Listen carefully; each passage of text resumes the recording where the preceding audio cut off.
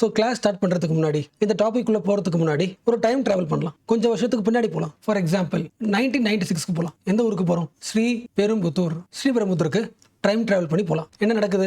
இந்தியாவுக்குள்ள ஒரு company enter ஆகுது. எங்கிருந்து? சவுத் கொரியால இருந்து. பேர் ஹுண்டாய் உள்ள வருது. கம்பெனி ஆரம்பிக்குது. ஸோ ஹுண்டாய் கம்பெனி சவுத் கொரியால இருந்து வரும்போது சும்மா வரும், காசு எடுத்துட்டு வரும்ல, ஏன்னா பிசினஸ் பண்ண போகுது. ஸோ காசு எடுத்துக்கிட்டு இந்தியாவுக்கு வருது. ஸ்ரீபெரும்புத்தூர்ல ஒரு லேண்ட் வாங்குது, ஃபேக்டரியை கட்டுது, மிஷின்ஸ் இன்ஸ்டால் பண்ணுது, ஆயிரக்கணக்கான தமிழ் ஒர்க்கர்ஸ்க்கு வேலைக்கு ஆள் எடுக்குது, ப்ரொடக்ஷன் ஸ்டார்ட் ஆகுது. ஸோ கார் ரெடி பண்றாங்க, கார் ரெடி பண்ணி எக்ஸ்போர்ட் பண்றாங்க. இது ஒரு வருஷம் இல்லை, first year, second year, 10th year, 30 வருஷம் தாண்டிடுச்சு. ஸோ பல டிகேட்ஸா அந்த ஃபேக்டரி பர்மனெண்டா இங்கே இருந்து கார் ரெடி பண்ணிட்டே இருக்கு. அதிகமான கார் ரெடி பண்ண நிறைய பேர் வேலை கொடுத்துட்டே இருக்கு. This is the best example of, clear example of positives வச்சுக்கலாம், இல்லை இம்பாக்ட் வச்சுக்கலாம். Impact of FDI, foreign direct investment. Foreign companies டைரக்டா காசு எடுத்துக்கிட்டு இந்தியாவில் ஒரு பகுதியில் இன்வெஸ்ட் பண்றாங்க. ஒரு எக்ஸாம்பிள் சவுத் கொரியா ஒரு கம்பெனி. ஓகேல, நெக்ஸ்ட் பாயிண்ட். இந்த எக்ஸாம்பிள் இப்போ ஏன் பார்க்குறோம்? என்ன ரீசன்னா உங்களுக்கு தெரிஞ்சிருக்கும். இந்தியாவோட FDI ஹெல்த் எப்படி இருக்கு? இப்போ எக்ஸாம்பிள் பார்த்தோம்ல, ஒரு ஃபேக்டரி. அந்த மாதிரி இந்தியாவுக்கு நிறைய ஃபேக்டரிஸ் வருதா? FDI அதிகமாக இருக்கா கம்மியா இருக்கா? டிபேட் நடக்குது. கவர்மெண்ட் சைட்ல FDI இஸ் ஓகேன்னு சொல்றாங்க. ஆப்போசிட் சைட்ல இல்ல, இது வரைக்கும் இல்லாத லெவலுக்கு FDI கிரைசிஸ் இருக்கு இந்தியாவில். இது வரைக்கும் பார்க்காத டிக்ளைனை இந்தியா சந்திக்குது. இது வரைக்கும் சந்திக்காத அளவுக்கு FDIல ஒரு பயங்கரமான சரிவு இருக்குன்னு சொல்றாங்க. எந்த ஆர்குமெண்ட் கரெக்ட்? கவர்மெண்ட் ஆர்குமெண்டா இல்ல கவுண்டர் ஆர்குமெண்டா? ஸோ அனலைஸ் பண்ணலாம். பட் அதுக்கு முன்னாடி ஃபார் எக்ஸாம்பிள் பார்த்தோம்ல, சவுத் கொரியா ஹுண்டாய் இந்தியாவில் இன்வெஸ்ட் பண்றதுக்கு காசு எடுத்துட்டு வராங்களே, இந்த காசுக்கு பேர் என்ன? சிம்பிளா FDI சொல்லலாம். பட் இப்போதைக்கு இந்த ஃபுல் ஸ்டோரியை புரிஞ்சுக்கிறதுக்கு நாம ஒரு பேர் வைக்கலாம். ஓகேவா? ஸோ ஹுண்டாய்க்கார எடுத்துட்டு வந்த மணிக்கு பேர் ஃபேக்டரி மணி வச்சுக்கலாம். இந்தியாவுக்கு மணி வருது. What is reason? இந்தியாவுக்குள்ள ஃபேக்டரி உருவாக்குறதுக்காக வந்த money, factory money. So factory மணினா ஒரு கம்பெனி ஆரம்பிப்பாங்க, எம்ப்ளாய்மெண்ட் கிடைக்கும். எம்ப்ளாய்மெண்ட் கிடைச்சா மக்களுக்கு சம்பளம் கிடைக்கும், வாழ்வாதாரம் இம்ப்ரூவ் ஆகும். ஸோ ஃபேக்டரியே போட்டாங்கன்னா 10 வருஷம் இருப்பாங்க, 20 வருஷம் இருப்பாங்க, 30 வருஷம் இருப்பாங்க. Long term investment. இது எல்லாமே அந்த ஒரு வாரத்தில் நான் வந்துடும். ஃபேக்டரி மணி பயன்படுத்தல. மணி ஒரு பகுதியில் ரியல் டெவலப்மெண்ட்டை உருவாக்குது. கண் முன்ன பார்க்கலாம், லாங் டேர்ம் டெவலப்மெண்ட்டை பார்க்கலாம். ஓகேவா? ஸோ இது ஒரு சீன். இந்தியாவில் இந்த மாதிரி ஒரு பாசிட்டிவ் சீன்ஸை பார்க்க முடியும். இப்போ இன்னொரு சீன் சொல்கிறேன். ஓகேவா? அதே மாதிரி ஒரு ஃபாரின் கம்பெனிக்காரர், அவர் என்ன பண்றாரு? ஒரு ஹியூஜ் அமௌண்ட் ஆஃப் மணி எடுத்துட்டு வர்றாரு. உங்களுக்கு தெரியும் இல்ல, ஃபாரின் கண்ட்ரிஸ் இன்னொரு கண்ட்ரிக்கு இன்வெஸ்ட் பண்றாங்கன்னா எந்த காசு எடுத்துட்டு வருவாங்க? உலகம் முழுக்க காமன் கரன்சி என்ன? டாலர்ஸ். லாஜிக் புரியுதா? அப்ப இந்தியாக்குள்ள எவ்வளவு இன்வெஸ்ட் பண்ணுமோ அந்த அளவுக்கு டாலர்ஸ் எடுத்துட்டு வருவாங்க. டாலர்ஸ் எடுத்துட்டு இந்தியா கிட்ட கொடுப்பாங்க. அந்த டாலர்ஸை ருபீஸா கன்வெர்ட் பண்ணி நம்ம பேங்க் கொடுத்துரும். லாஜிக் புரியுதுல? ஏன்னா இந்தியாவில் பிசினஸ் பண்ணணும், இந்தியாவில் லேண்ட் வாங்கணும், என்ன தேவை? ருபீஸ் தேவை. அப்போ ஒரே ஒரு கம்பெனி இந்தியாவுக்குள்ள வரதுனால, இன்வெஸ்ட் பண்றதுனால நம்ம RBIக்கு, நம்ம கவர்மெண்ட்டுக்கு என்ன கிடைக்குது? டாலர்ஸ் கிடைக்குதுல்ல. டாலர்ஸ் இன்ஃப்ளூயன்ஸ் சொல்லலாமா? எஸ். எந்த கண்ட்ரிக்காரங்க ஃபேக்டரி உள்ள வந்தாலும் டாலர்ஸ் எடுத்துட்டு வருவாங்க. அதை இந்தியா கிட்ட கொடுத்துட்டு அதுக்கு ஈக்குவலான ருபீஸை வாங்கிட்டு இன்வெஸ்ட் பண்ணுவாங்க. ஸோ இந்தியாவில் FDI அதிகமாக கவர்மெண்ட் என்ன கிடைக்கும்? டாலர்ஸ் இன்ஃப்ளோ அதிகமாக இருக்கும். அதை வச்சு நம்ம என்ன பண்ணலாம்? நமக்கு தேவையான ஆயிலை வாங்கிக்கலாம். கரெக்டாக?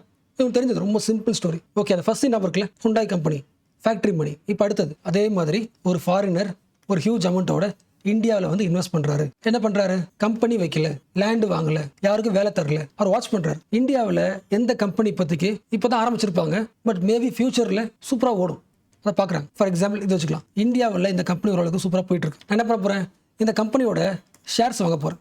20% ஷேர்ஸ் வாங்க போறேன். என்னோட காசை அந்த கம்பெனியில் இன்வெஸ்ட் பண்ண போறேன். அப்போ நான் எடுத்துட்டு வந்த காசை இன்வெஸ்ட் பண்ணி தான் வாங்குறேன், ஷேர்ஸை வாங்குறேன். என்ன ரீசன்? இந்த கம்பெனியோட ஸ்டார்ட் அப் சூப்பராக இருக்கு. மேபி 2 இயர்ஸ்ல 3 இயர்ஸ்ல கண்டிப்பா இந்த கம்பெனிக்கு டிமாண்ட் அதிகமாகிடும். ஸோ ஷேர் வேல்யூ அதிகமாகும். ஸோ ஷேர்ஸை வாங்குறாரு, ஒரு 1 இயர் வெயிட் பண்ணி பார்க்குறாரு. 1 இயர் 2 இயர் அந்த கம்பெனியோட வேல்யூ அதிகமாகுது, ஷேரோட வேல்யூ அதிகமாகுது. இப்போ அதிகமான காசுக்கு ஷேரை வித்துட்டு காசு எடுத்துட்டு வெளியே போயிடுறாரு. லாஜிக் புரியுதுல? இந்த ஃபாரினர், இந்த கெஸ்டோட மைண்ட் செட் புரிஞ்சுல. இவரும் இந்தியா காசு தான் வராரு, டாலர்ஸ் தான் உள்ள கொண்டு வராரு, இந்தியாவோட கம்பெனியில் இன்வெஸ்ட் பண்றாரு. பட் எப்படி இன்வெஸ்ட் பண்றாரு? ஷேர் மார்க்கெட்டில் இன்வெஸ்ட் பண்றாரு, ஷேர்ஸை வாங்குறாரு. யோசிக்க முடியுதுல? இப்போ புதுசாக ஆரம்பிச்ச கம்பெனி வச்சுக்கலாம், இப்போ பிராக்சிஸ் வச்சுக்கலாம். இப்போ பிராக்சிஸோட ஷேர்ஸை வாங்குறதுக்கு யார் வருவா? நிறைய பேருக்கு தெரியாது. இப்போ என்னோட கம்பெனியை எக்ஸ்பேண்ட் பண்றதுக்கு எனக்கு காசு தேவைப்படுது. ஈஸியஸ்ட் வழி, என்னோட ஷேர்ஸ் என்ன பண்றேன்? விற்க போறேன். பட் நான் விற்கும் போது மோஸ்ட்லி யாரும் வாங்க மாட்டாங்க, யாருக்கும் தெரியாது. மேபி சில பேர் என்ன பண்ணலாம்? ஒரு 5 இயர்ஸ்ல இந்த அகாடமி, இந்த கம்பெனி டெவலப் ஆகலாம். அப்போ ஷேர்ஸ் இப்பயே வாங்கிக்கலாம். ஷேர்ஸ் விலை எப்படி இருக்கும்? கம்மியா இருக்கும். அதே ஷேர் 5 இயர்ஸ்க்கு அப்புறம் அதிகமாகலாம். அப்போ கம்மி விலையில வாங்கி டைம் வரும்போது அதிகமான விலைக்கு என்ன பண்ணலாம்? வித்துட்டு ப்ராஃபிட் எடுத்துக்கலாம்ல. ஸோ ப்ராஃபிட் எடுத்துக்கலாம்ல. ஸோ இது ஒரு வகையான இன்வெஸ்ட்மெண்ட் தானே. டிஃபரன்ஸ் புரியுதுல? ஸ்ரீபெரும்புதூர்ல வந்ததும் இன்வெஸ்ட்மெண்ட் தான். அதில் வந்த மணி ஃபேக்டரி மணி, ஃபேக்டரி உருவாக்குன மணி. இதில் வந்த மணி என்ன பேர் வைக்கலாம்? கெஸ்ட் மணி வைக்கலாம். என்ன ரீசன்?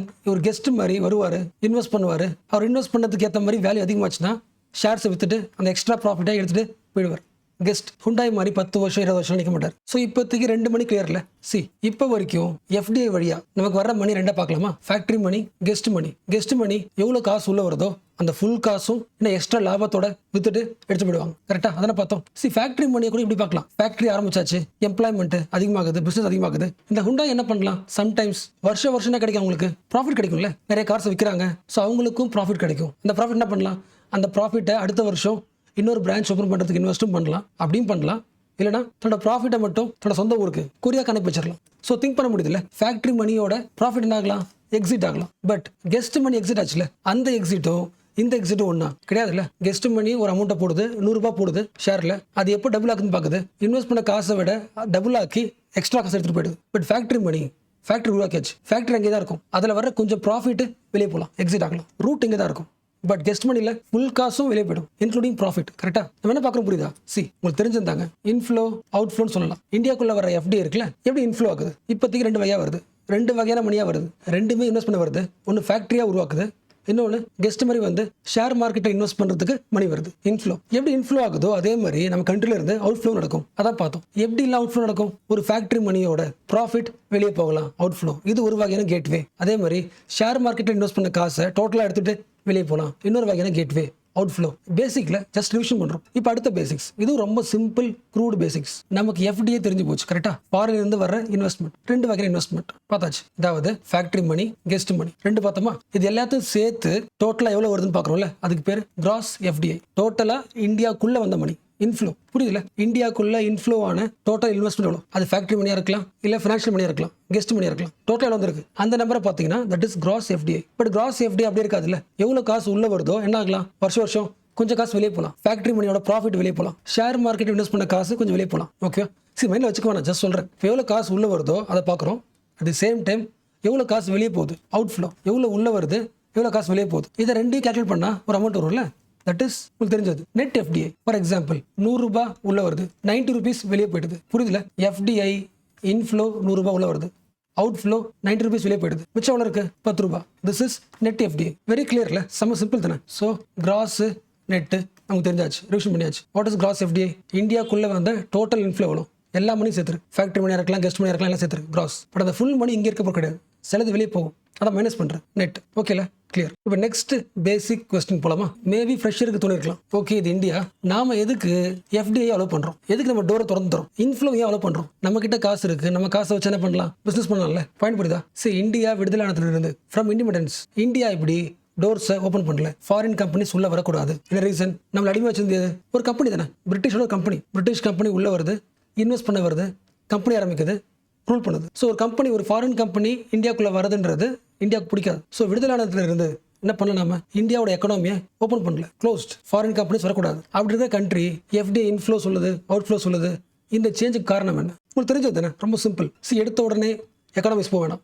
ஒரு சின்ன குட்டி எமோஷன்ஸ், நம்ம வீட்டில் நடக்கிற எமோஷன்ஸ், நம்ம தெருவில் ஒரு ரெஸ்பெக்டட் ஃபேமிலி, இல்லை நம்மளே வச்சுக்கலாம் ஒரு நல்ல family, the family with dignity, a family with full history, நல்ல பேர் இருக்கிற ஒரு ஃபேமிலி, நல்ல காசு வர்ற ஒரு வீடு. திடீர்னு என்ன ஆகுதுன்னா சரியா காசு வர மாட்டேங்குது, அடுத்த மாசத்துக்கு கையில் காசு இல்லை, கஷ்டப்படுறாங்க. அப்போ அடுத்த ஸ்டெப் என்ன பண்ணுவாங்க? யாருக்குமே தெரியாம, வெளியே சொல்லாம, அந்த வீட்டில் இருக்கிற த ஒன்லி சொல்யூஷன் கோல்டு தானே. கோல்டு எடுத்துட்டு போயிட்டு கோல்டு அடமானம் வச்சு என்ன பண்ணுவாங்க? அதுக்கு எவ்வளோ வேல்யூ காசு வாங்குவாங்க. டெம்பரரி மேனேஜ் பண்ணலாம், அடுத்த மாசத்துக்கு அதுக்கு அடுத்த மாசத்துக்கு மேனேஜ் பண்ணிக்கலாம். அதுக்குள்ள என்ன ஆயிடும்? காசு வந்துடும். ஸோ கோல்டுன்றது ஒரு தமிழ் ஃபேமிலிக்கு ஃபினான்ஷியலி எமர்ஜென்சி ரிசர்வ். இப்போ இந்த ஃபேமிலி என்ன மூமெண்ட்டை ஃபேஸ் பண்ணிட்டு இருக்கோ, the same event happened for உங்களுக்கு தெரியும் இந்தியா. இப்போ 1991 நமக்கு ஏற்ற மாதிரி ஒரு மீடியம் ஃபேமிலி நம்ம கண்ட்ரி. நம்மளால முடிஞ்ச அளவுக்கு என்ன பண்றோம்? கம்பெனி வைக்கிறோம், ஃபேக்டரி வைக்கிறோம், வேலை தரோம், சம்பாதிக்கிறோம், கரெக்டாக வந்துட்டு இருக்கோம். பட் என்ன ஆகுது? இந்தியா கிட்ட அதுக்கு தேவையான எல்லா பொருளும் கிடையாது. ஆயில வாங்கணும். அப்போ நம்ம கிட்ட இருக்கிற காசை என்ன பண்ணி ஆகணும்?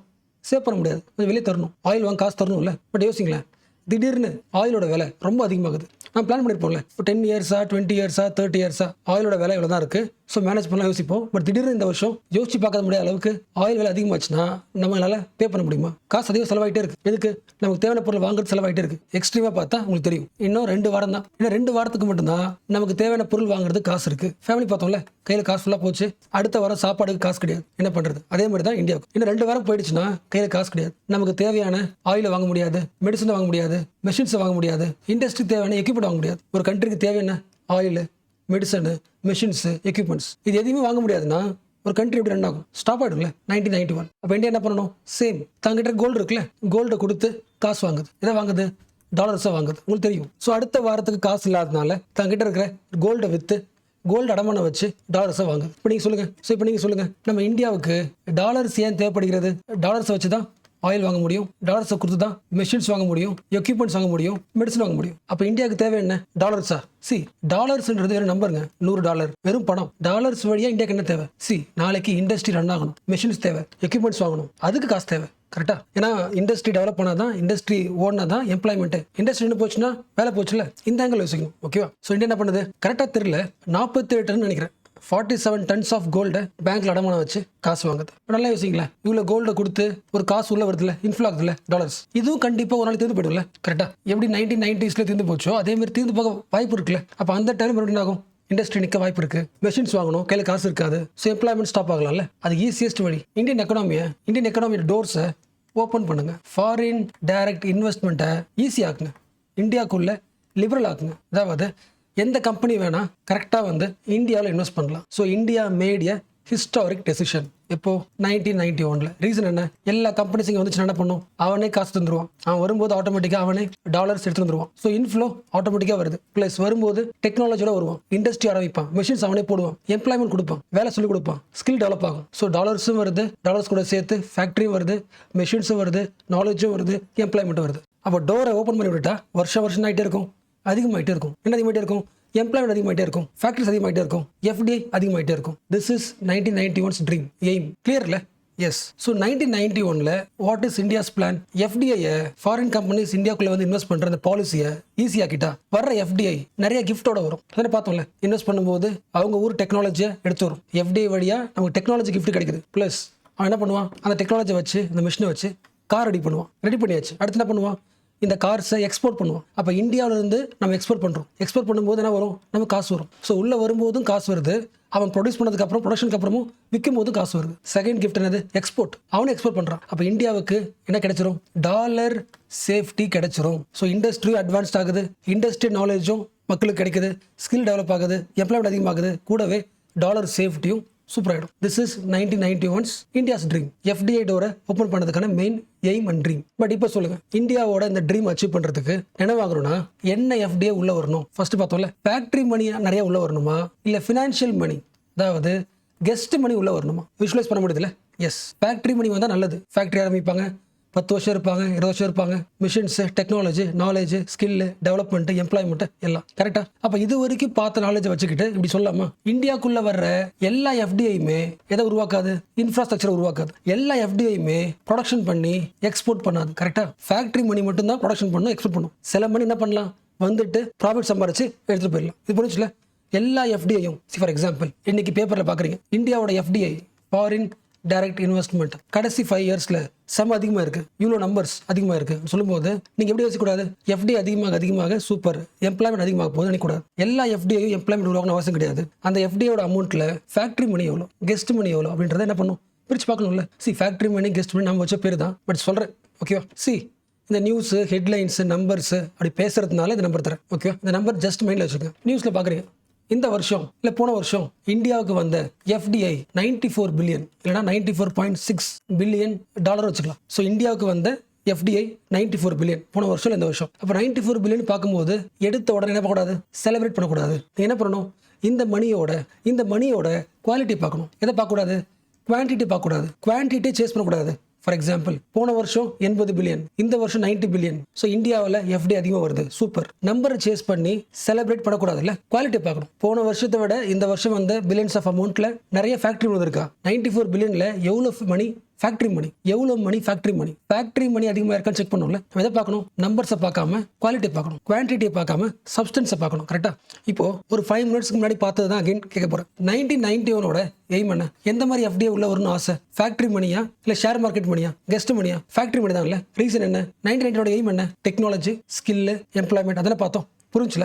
அப்போ சொல்லுங்க, 94 பில்லியன் அமௌண்ட் இந்தியாவில் இன்வெஸ்ட்மெண்ட் வந்திருந்தாலும் எது ரியல் இன்வெஸ்ட்மெண்ட்? ஃபேக்டரி மணி தான். அதான் நம்ம எய்ம். ஸோ ஃபேக்டரி மணிக்கு இன்னொரு பேர் வைக்கலாம். வந்த FDIலே உருப்படியான FDI தான் ரியல் ஃபாரின் டைரக்ட் இன்வெஸ்ட்மெண்ட். ஓகேல, கிளிக் ஆகுதுல. அப்போ 94.6 பில்லியன் அப்படி நியூஸ்ல பார்க்கும்போது இது ஃபுல் FDI, கிராஸ் FDI, டோட்டலாக வந்து எஃப்டிஐ ஓகே. இதில் ஃபேக்ட்ரி மணி எவ்வளோ, அதாவது இதில் ரியல் எஃப்டிஐ எது?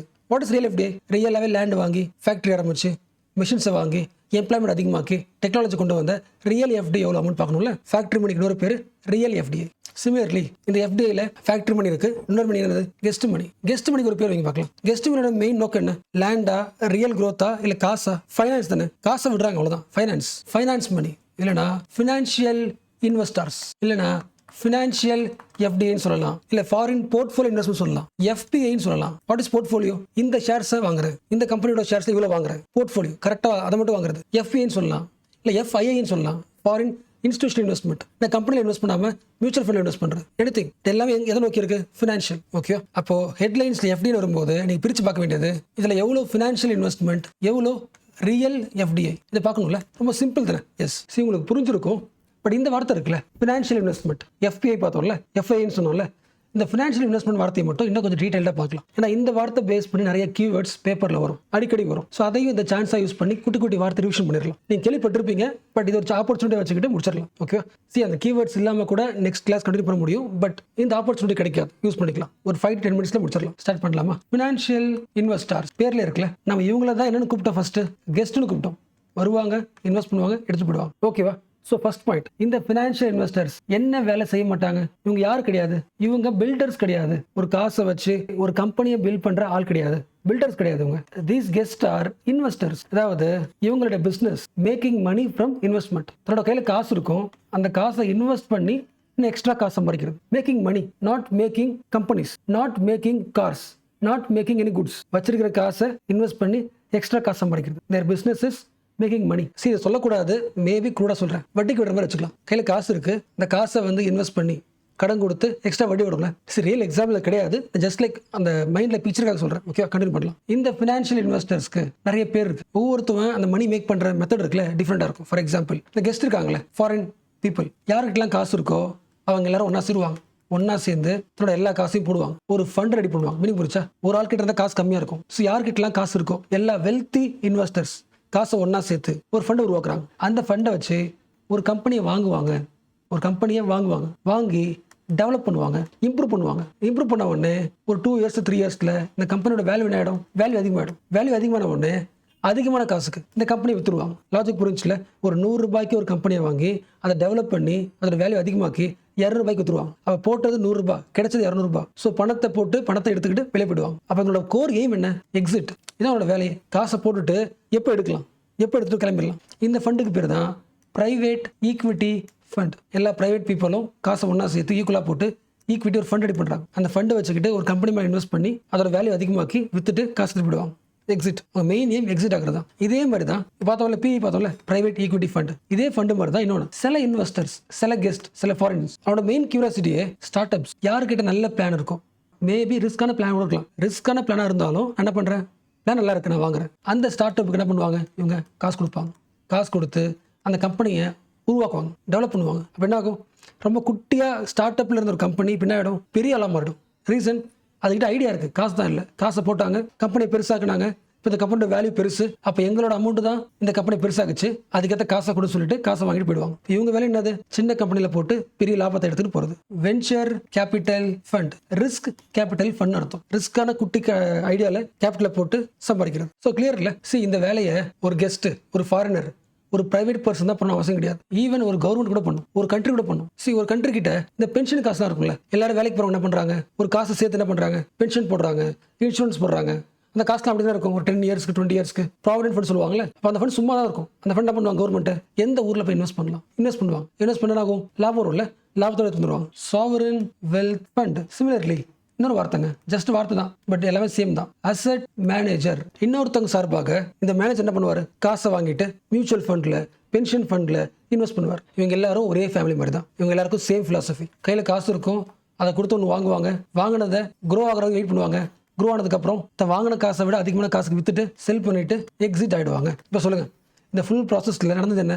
காசு உள்ள வந்துச்சு, போட்ட காசை விட எக்ஸ்ட்ரா காசை லாபம் எடுத்துட்டு வெளியே போயிட்டாங்க. No employment, no technology, no skills. இவங்க எல்லாரும் தான் சேர்த்து ஒரே வார்த்தை சொன்னோம். என்ன சொன்னோம்? ஃபர்ஸ்ட் கெஸ்ட் மணி சொன்னோமா, அப்புறம் தான் ஃபார்முலா ஃபினான்ஷியல் மணி சொன்னோம், ஃபினான்ஷியல் எஃப்டின்னு சொன்னோம். கரெக்டா? ஸோ ஒரு சைடில் ஃபேக்டரி மணி, இன்னொரு சில கெஸ்ட் மணி, ரெண்டும் ஓகே. பட் நீங்கள் இன்னொரு மணி தெரிஞ்சுக்கணும், மாஸ்க் மணி. நல்லா யோசிங்களேன், இது ஃபேக்டரி மணி, இது கெஸ்ட் மணி, இன்னொரு மணியை மாஸ்க் மணி சொல்றேன்னா என்னவா இருக்கும்? ட்ரை பண்ணி பாருங்க. சரி, ரொம்ப சிம்பிளா சொல்லணும்னா, இப்போ என்கிட்ட பிளாக் மணி இருக்கு, கருப்பு பணம் இருக்கு, ஒரு 500 crore. இந்த கருப்பு பணத்தை வச்சு என்னால் பிசினஸ் பண்ண முடியுமா? மாட்டிப்பேன். நான் என்ன பண்றேன்? இந்த காசு எப்படியாவது வெளிநாட்டுக்கு அனுப்புறேன். எந்த நாட்டில் டேக்ஸ் கம்மியோ, இப்போ நான் காசு அனுப்புறேன்னா அந்த காசு டேக்ஸ் போடுவாங்களே, எந்த நாட்டுக்கு டேக்ஸ் கம்மியோ, ஃபார் எக்ஸாம்பிள் மொரீஷியஸ், அந்த காசுக்கு அனுப்புறேன். அனுப்பிட்டு அந்த காசுல அந்த கண்ட்ரில நான் அனுப்பின காசை வச்சுக்கிட்டு அந்த கண்ட்ரில ஒரு கம்பெனி ஆரம்பிக்கிறேன். சும்மா பேப்பர் இருக்கணும் கம்பெனி ஆரம்பிச்சு என்ன பண்றேன்? மொரீஷியஸ்ல இருந்து அகைன் இந்தியாவில் இன்வெஸ்ட் பண்றேன். என்ன பண்ணலாம்? இந்தியாவில் இருக்கிற ஒரு கம்பெனில ஷேர்ஸை வாங்கலாம். இந்தியாவோட ஒரு ஸ்டார்ட் அப்ஸை டெவலப் பண்ணுற காசை இன்வெஸ்ட் பண்ணலாம். ஸோ இந்த மணி எஃப்டிஐ தான், வெளிநாட்டில இருந்து இந்தியாவுக்கு வருது தான், எஃப்டிஐ தான்.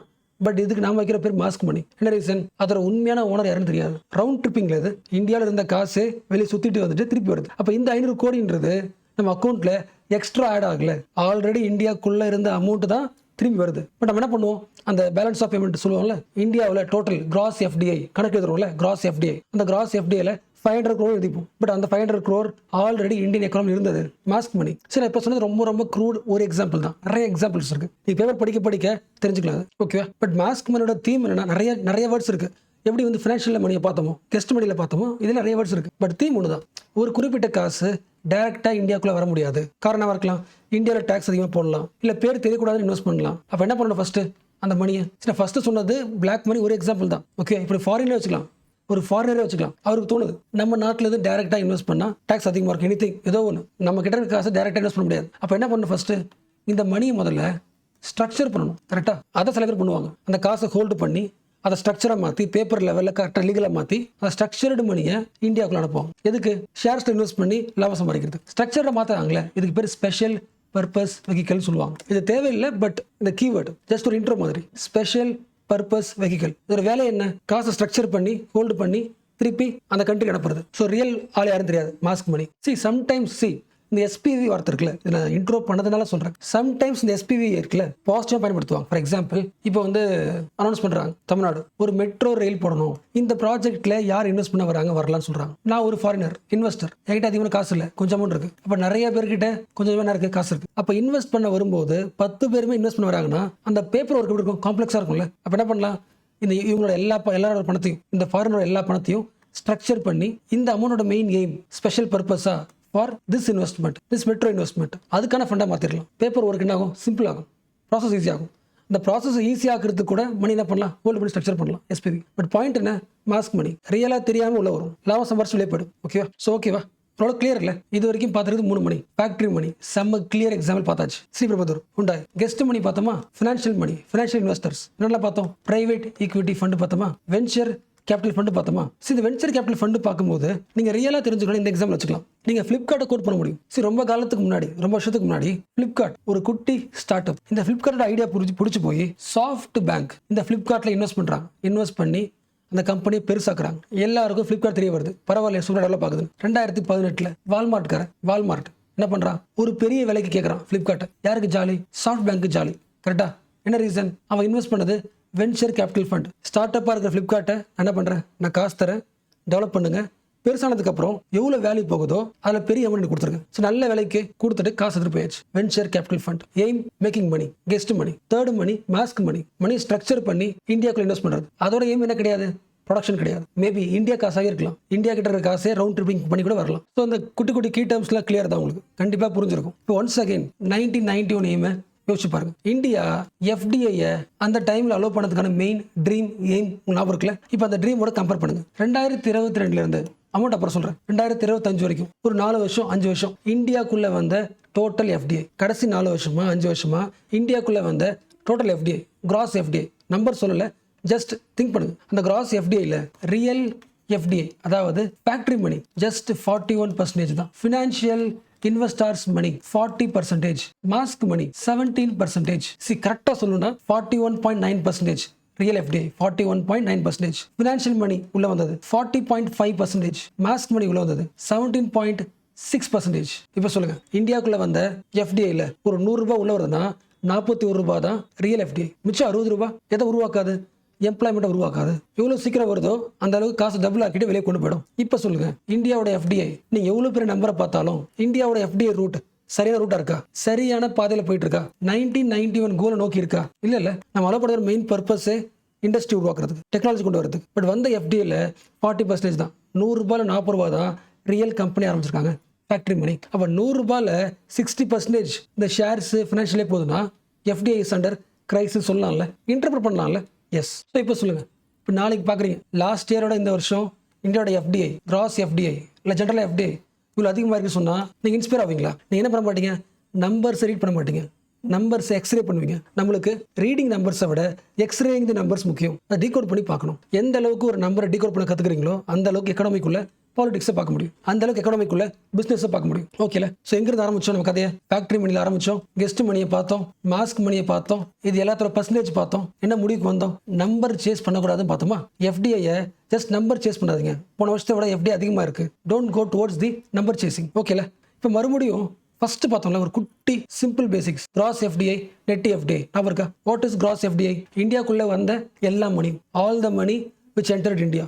Cross. What is net FDI? Remaining money, வெளியே போனதுக்கு அப்புறம் வந்த மணியில் எவ்வளோ மணி வெளியே போயிடுச்சோ அதுக்கப்புறம் மிச்சம் மீதி இருக்கிற மணி, நெட் எஃப்டிஐ. தெரியும்ல? எஸ். ஸோ இப்போ நான் நம்பர் எழுத போகிறேன், அந்த நம்பர் சொல்லுவேன், டேர்ம் சொல்லுவேன், நீங்கள் மைண்டில் இமேஜின் பண்ணிடணும். டக்குன்னு வந்துடணும். டக்குன்னு வந்துருச்சுன்னா கிளாஸ் புரிஞ்சு போச்சு. இந்தியாவோட பீக்கஸ்ட் இயர் 2020-21 முக்கியமான வருஷம். 2020-21 இந்தியாவோட நெட் எஃப்டிஐ மைண்டில் வருதுல்ல? எஸ். இன்ஃப்ளோ அவுட்ஃப்ளோ மைனஸ் பண்ணதுக்கப்புறம் நெட் எஃப்டிஐ $44 பில்லியன். ஓகேவா? வந்த காசு போன காசு மைனஸ் பண்ணதுக்கப்புறம் இவ்வளோ அமௌண்ட் ஆஃப் நெட் மிச்சம் மீதி இவ்வளோ அதிகமாக இருந்தே கிடையாது, அவ்வளோ அமௌண்ட். பட் அடுத்த 4 வருஷத்தில் 2022, 23, 24 அடுத்த 4 இயர்ஸ் முடிஞ்ச போது இந்தியாவோட நெட் எஃப்டிஐ பார்க்கும்போது $1 பில்லியன். இப்போ புரியுதா? எல்லா நியூஸ்லையும் பேசுறதுக்கான பர்பஸ் புரிஞ்சா? ஒரு 5 இயர்ஸ்க்கு முன்னாடி இந்தியாவோட நெட் எஃப்டிஐ $44 பில்லியன். இப்போ நெட் எஃப்டிஐ 40 கிடையாது, 10 கிடையாது, ஒரே $1 பில்லியன் தான். இப்போ எவ்வளோ காசு வந்திருக்கோ ஆல்மோஸ்ட் ஃபுல்லாக காசும் போயிடுச்சுன்னு சொல்லலாமா? வந்த காசு எல்லாமே போயிடுச்சுன்னா நாளைக்கு ஒன்று திடீர்னு பெருசாக ஒன்று வாங்கணும்னா கையில் காசு இருக்குமா? ஜஸ்ட் இமேஜின் பண்ண சொல்கிறேன், தியரைஸ் பண்ண சொல்கிறேன். இப்போ சொல்லுங்கள், இந்தியாவோட நெட் எஃப்டிஐ எப்படி இருக்கு? இல்லை இந்தியாவோட எஃப்டிஐ சிச்சுவேஷன் எப்படி இருக்கு? டிராஸ்டிக்கலி கிரைசிஸ்ல இருக்கா? நாங்களே பார்க்கலாம்ல? எஸ். பட் 2024 அப்புறம் அடுத்த 1 இயர் இருக்குல்ல, 2025 $1 பில்லியன் இருந்து $7 பில்லியன், 7.4 நினைக்கிறேன், $7 பில்லியனுக்கு இம்ப்ரூவ் ஆயிடுச்சு. பட் எப்படி இருந்தாலும் 40 பில்லியன் எங்க இருக்கு, 7 பில்லியன் எங்க இருக்கு? சி, நம்ம ஒரு கண்ட்ரி இம்ப்ரூவ் ஆகணும் அர்த்தம் வருஷம் நம்மளோட எஃப்டி என்ன ஆகணும், நெட் எஃப்டி என்ன ஆகணும், அதிகமாகிட்டே இருக்கணும்ல. பட் லாஸ்ட் 5 இயர்ஸ் கம்பேர் பண்ணும்போது 7 பில்லியன் தான் இருக்கு. இப்போ என்ன சொல்லலாம்? இந்தியாவோட எக்கனாமியோட டோர் இருக்குல்ல, அது ஓப்பன் மட்டும் ஆகல, சுத்திக்கிட்டே இருக்கு. உள்ள காசு வருது வெளியே போயிடுது, உள்ள காசு வருது வெளியே போயிடுது. ரெவால்விங் டோர், ஓப்பன் டோர் கிடையாது. ஓப்பன் டோர்னா வந்துகிட்டே இருக்குன்னு அர்த்தம். வந்த காசு எல்லாம் அப்படியே போயிட்டே இருக்கு. Revolving door. நல்லா யோசிங்களா? வந்த எஃப்டி எல்லாமே ஃபேக்டரி மணியா இருந்துச்சுன்னா நம்ம இந்தியாவோட எக்கனாமி டோர் ரெவால்விங்கா இருக்குமா? இருக்காதுல்ல. ஏன்னா real investment, real FDI 10 years 20 years 30 years உண்டாய் பார்த்தோமா? அந்த மாதிரி இருக்கும். எம்ப்ளாய்மெண்ட் உருவாக்கும், ஸ்கில்லை உருவாக்கும். உங்களுக்கு தெரிஞ்சது தானே? எஸ். சி, உங்களுக்கு நம்பர்ஸ் புரிஞ்சிருக்கும். பட் ஒன் செகண்ட் எழுதுறேன். ஃபர்ஸ்ட் என்ன பார்த்தோம்? நெட் எஃப்டிஐ பார்த்தோமா? 2020 பார்த்தோமா? 2024 பார்த்தோமா? 2025 பார்த்தோமா? ஸோ 5 இயர்ஸ்க்கு முன்னாடி நெட் எஃப்டிஐ $44 பில்லியன். அப்புறம் என்ன ஆகுது? 1 பில்லியனா குறையுதா? என்ன ஆகுது? 7 பில்லியன். ஸோ லாஸ்ட் 5 இயர்ஸ்ல நெட் எஃப்டிஐ டிராஸ்டிக்காக குறைஞ்சிருக்கு. 44 இருந்து 7 பில்லியன் வந்திருக்கு. டிராஸ்டிக் ரிடக்ஷன் சொல்லலாமா? அடுத்த டேட்டா பார்த்தோம் 2025 லாஸ்ட் இயரோட கிராஸ் பார்த்தோம், கிராஸ் எஃப்டிஐ பார்த்தோம். டோட்டலாக வந்து எஃப்டிஐ 94.6 பில்லியன். மேலே பார்க்க முடியுதுல்ல? 2025 இது என்னது? இது நெட். 2025ல டோட்டலாக வந்த காசு 94 பில்லியன். உள்ள வந்த காசு வெளியே போனதுக்கு அப்புறம் மிச்சிருக்கிற காசு 7 பில்லியன் தான். கரெக்டா?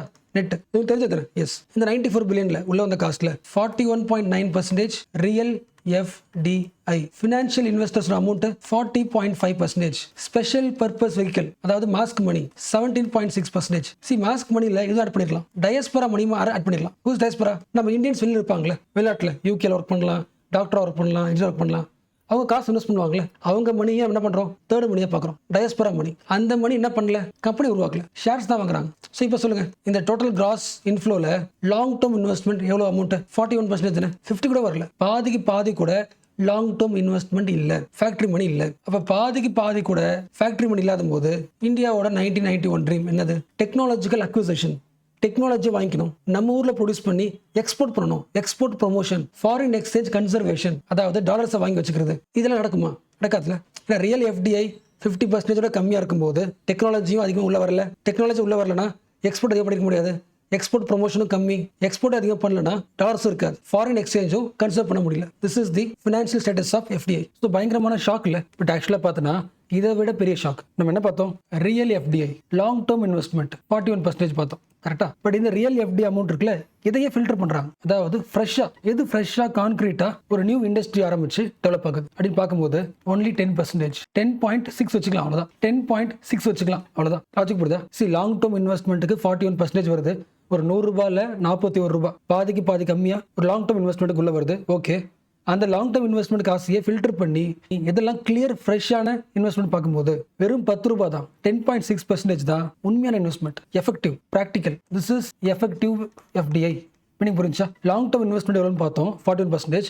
அந்த லாங் டேர்ம் இன்வெஸ்ட்மெண்ட்ல எஃபெக்டிவா இன் கிரவுண்ட்ல இன் ப்ராக்டிக்கல்ல எவ்வளவு ஒர்க் ஆகுது, ஃபேக்டரி உருவாக்குறது, மேனுஃபேக்சரிங்க்கு யூஸ் ஆகுறது 10.6% தான் எஃபெக்டிவ் எஃப்டிஐ. புரிஞ்சுல? இதுக்கப்புறம் பேப்பர்ல ரியல் எஃப்டிஐ, ரியல் இன்ஃப்ளோ அந்த வார்த்தைக்கும் எஃபெக்டிவ் இன்ஃப்ளோக்கும் டிஃபரன்ஸ் புரிஞ்சுல? ரியல்னா லாங் டேர்ம்ல இன்வெஸ்ட் அந்த காசு, எஃபெக்டிவ்னா நடைமுறையில் அந்த கிரவுண்ட்ல மேனுஃபேக்சரிங் உருவாக்குறது ஃப்ரெஷ்ஷா பார்த்தா 10% தான். ஒன்ஸ் அகைன் 1991 கம்பேர் பண்ணி பாருங்க. இந்தியாவோட எஃப்டிஐ எப்படி இருக்கு?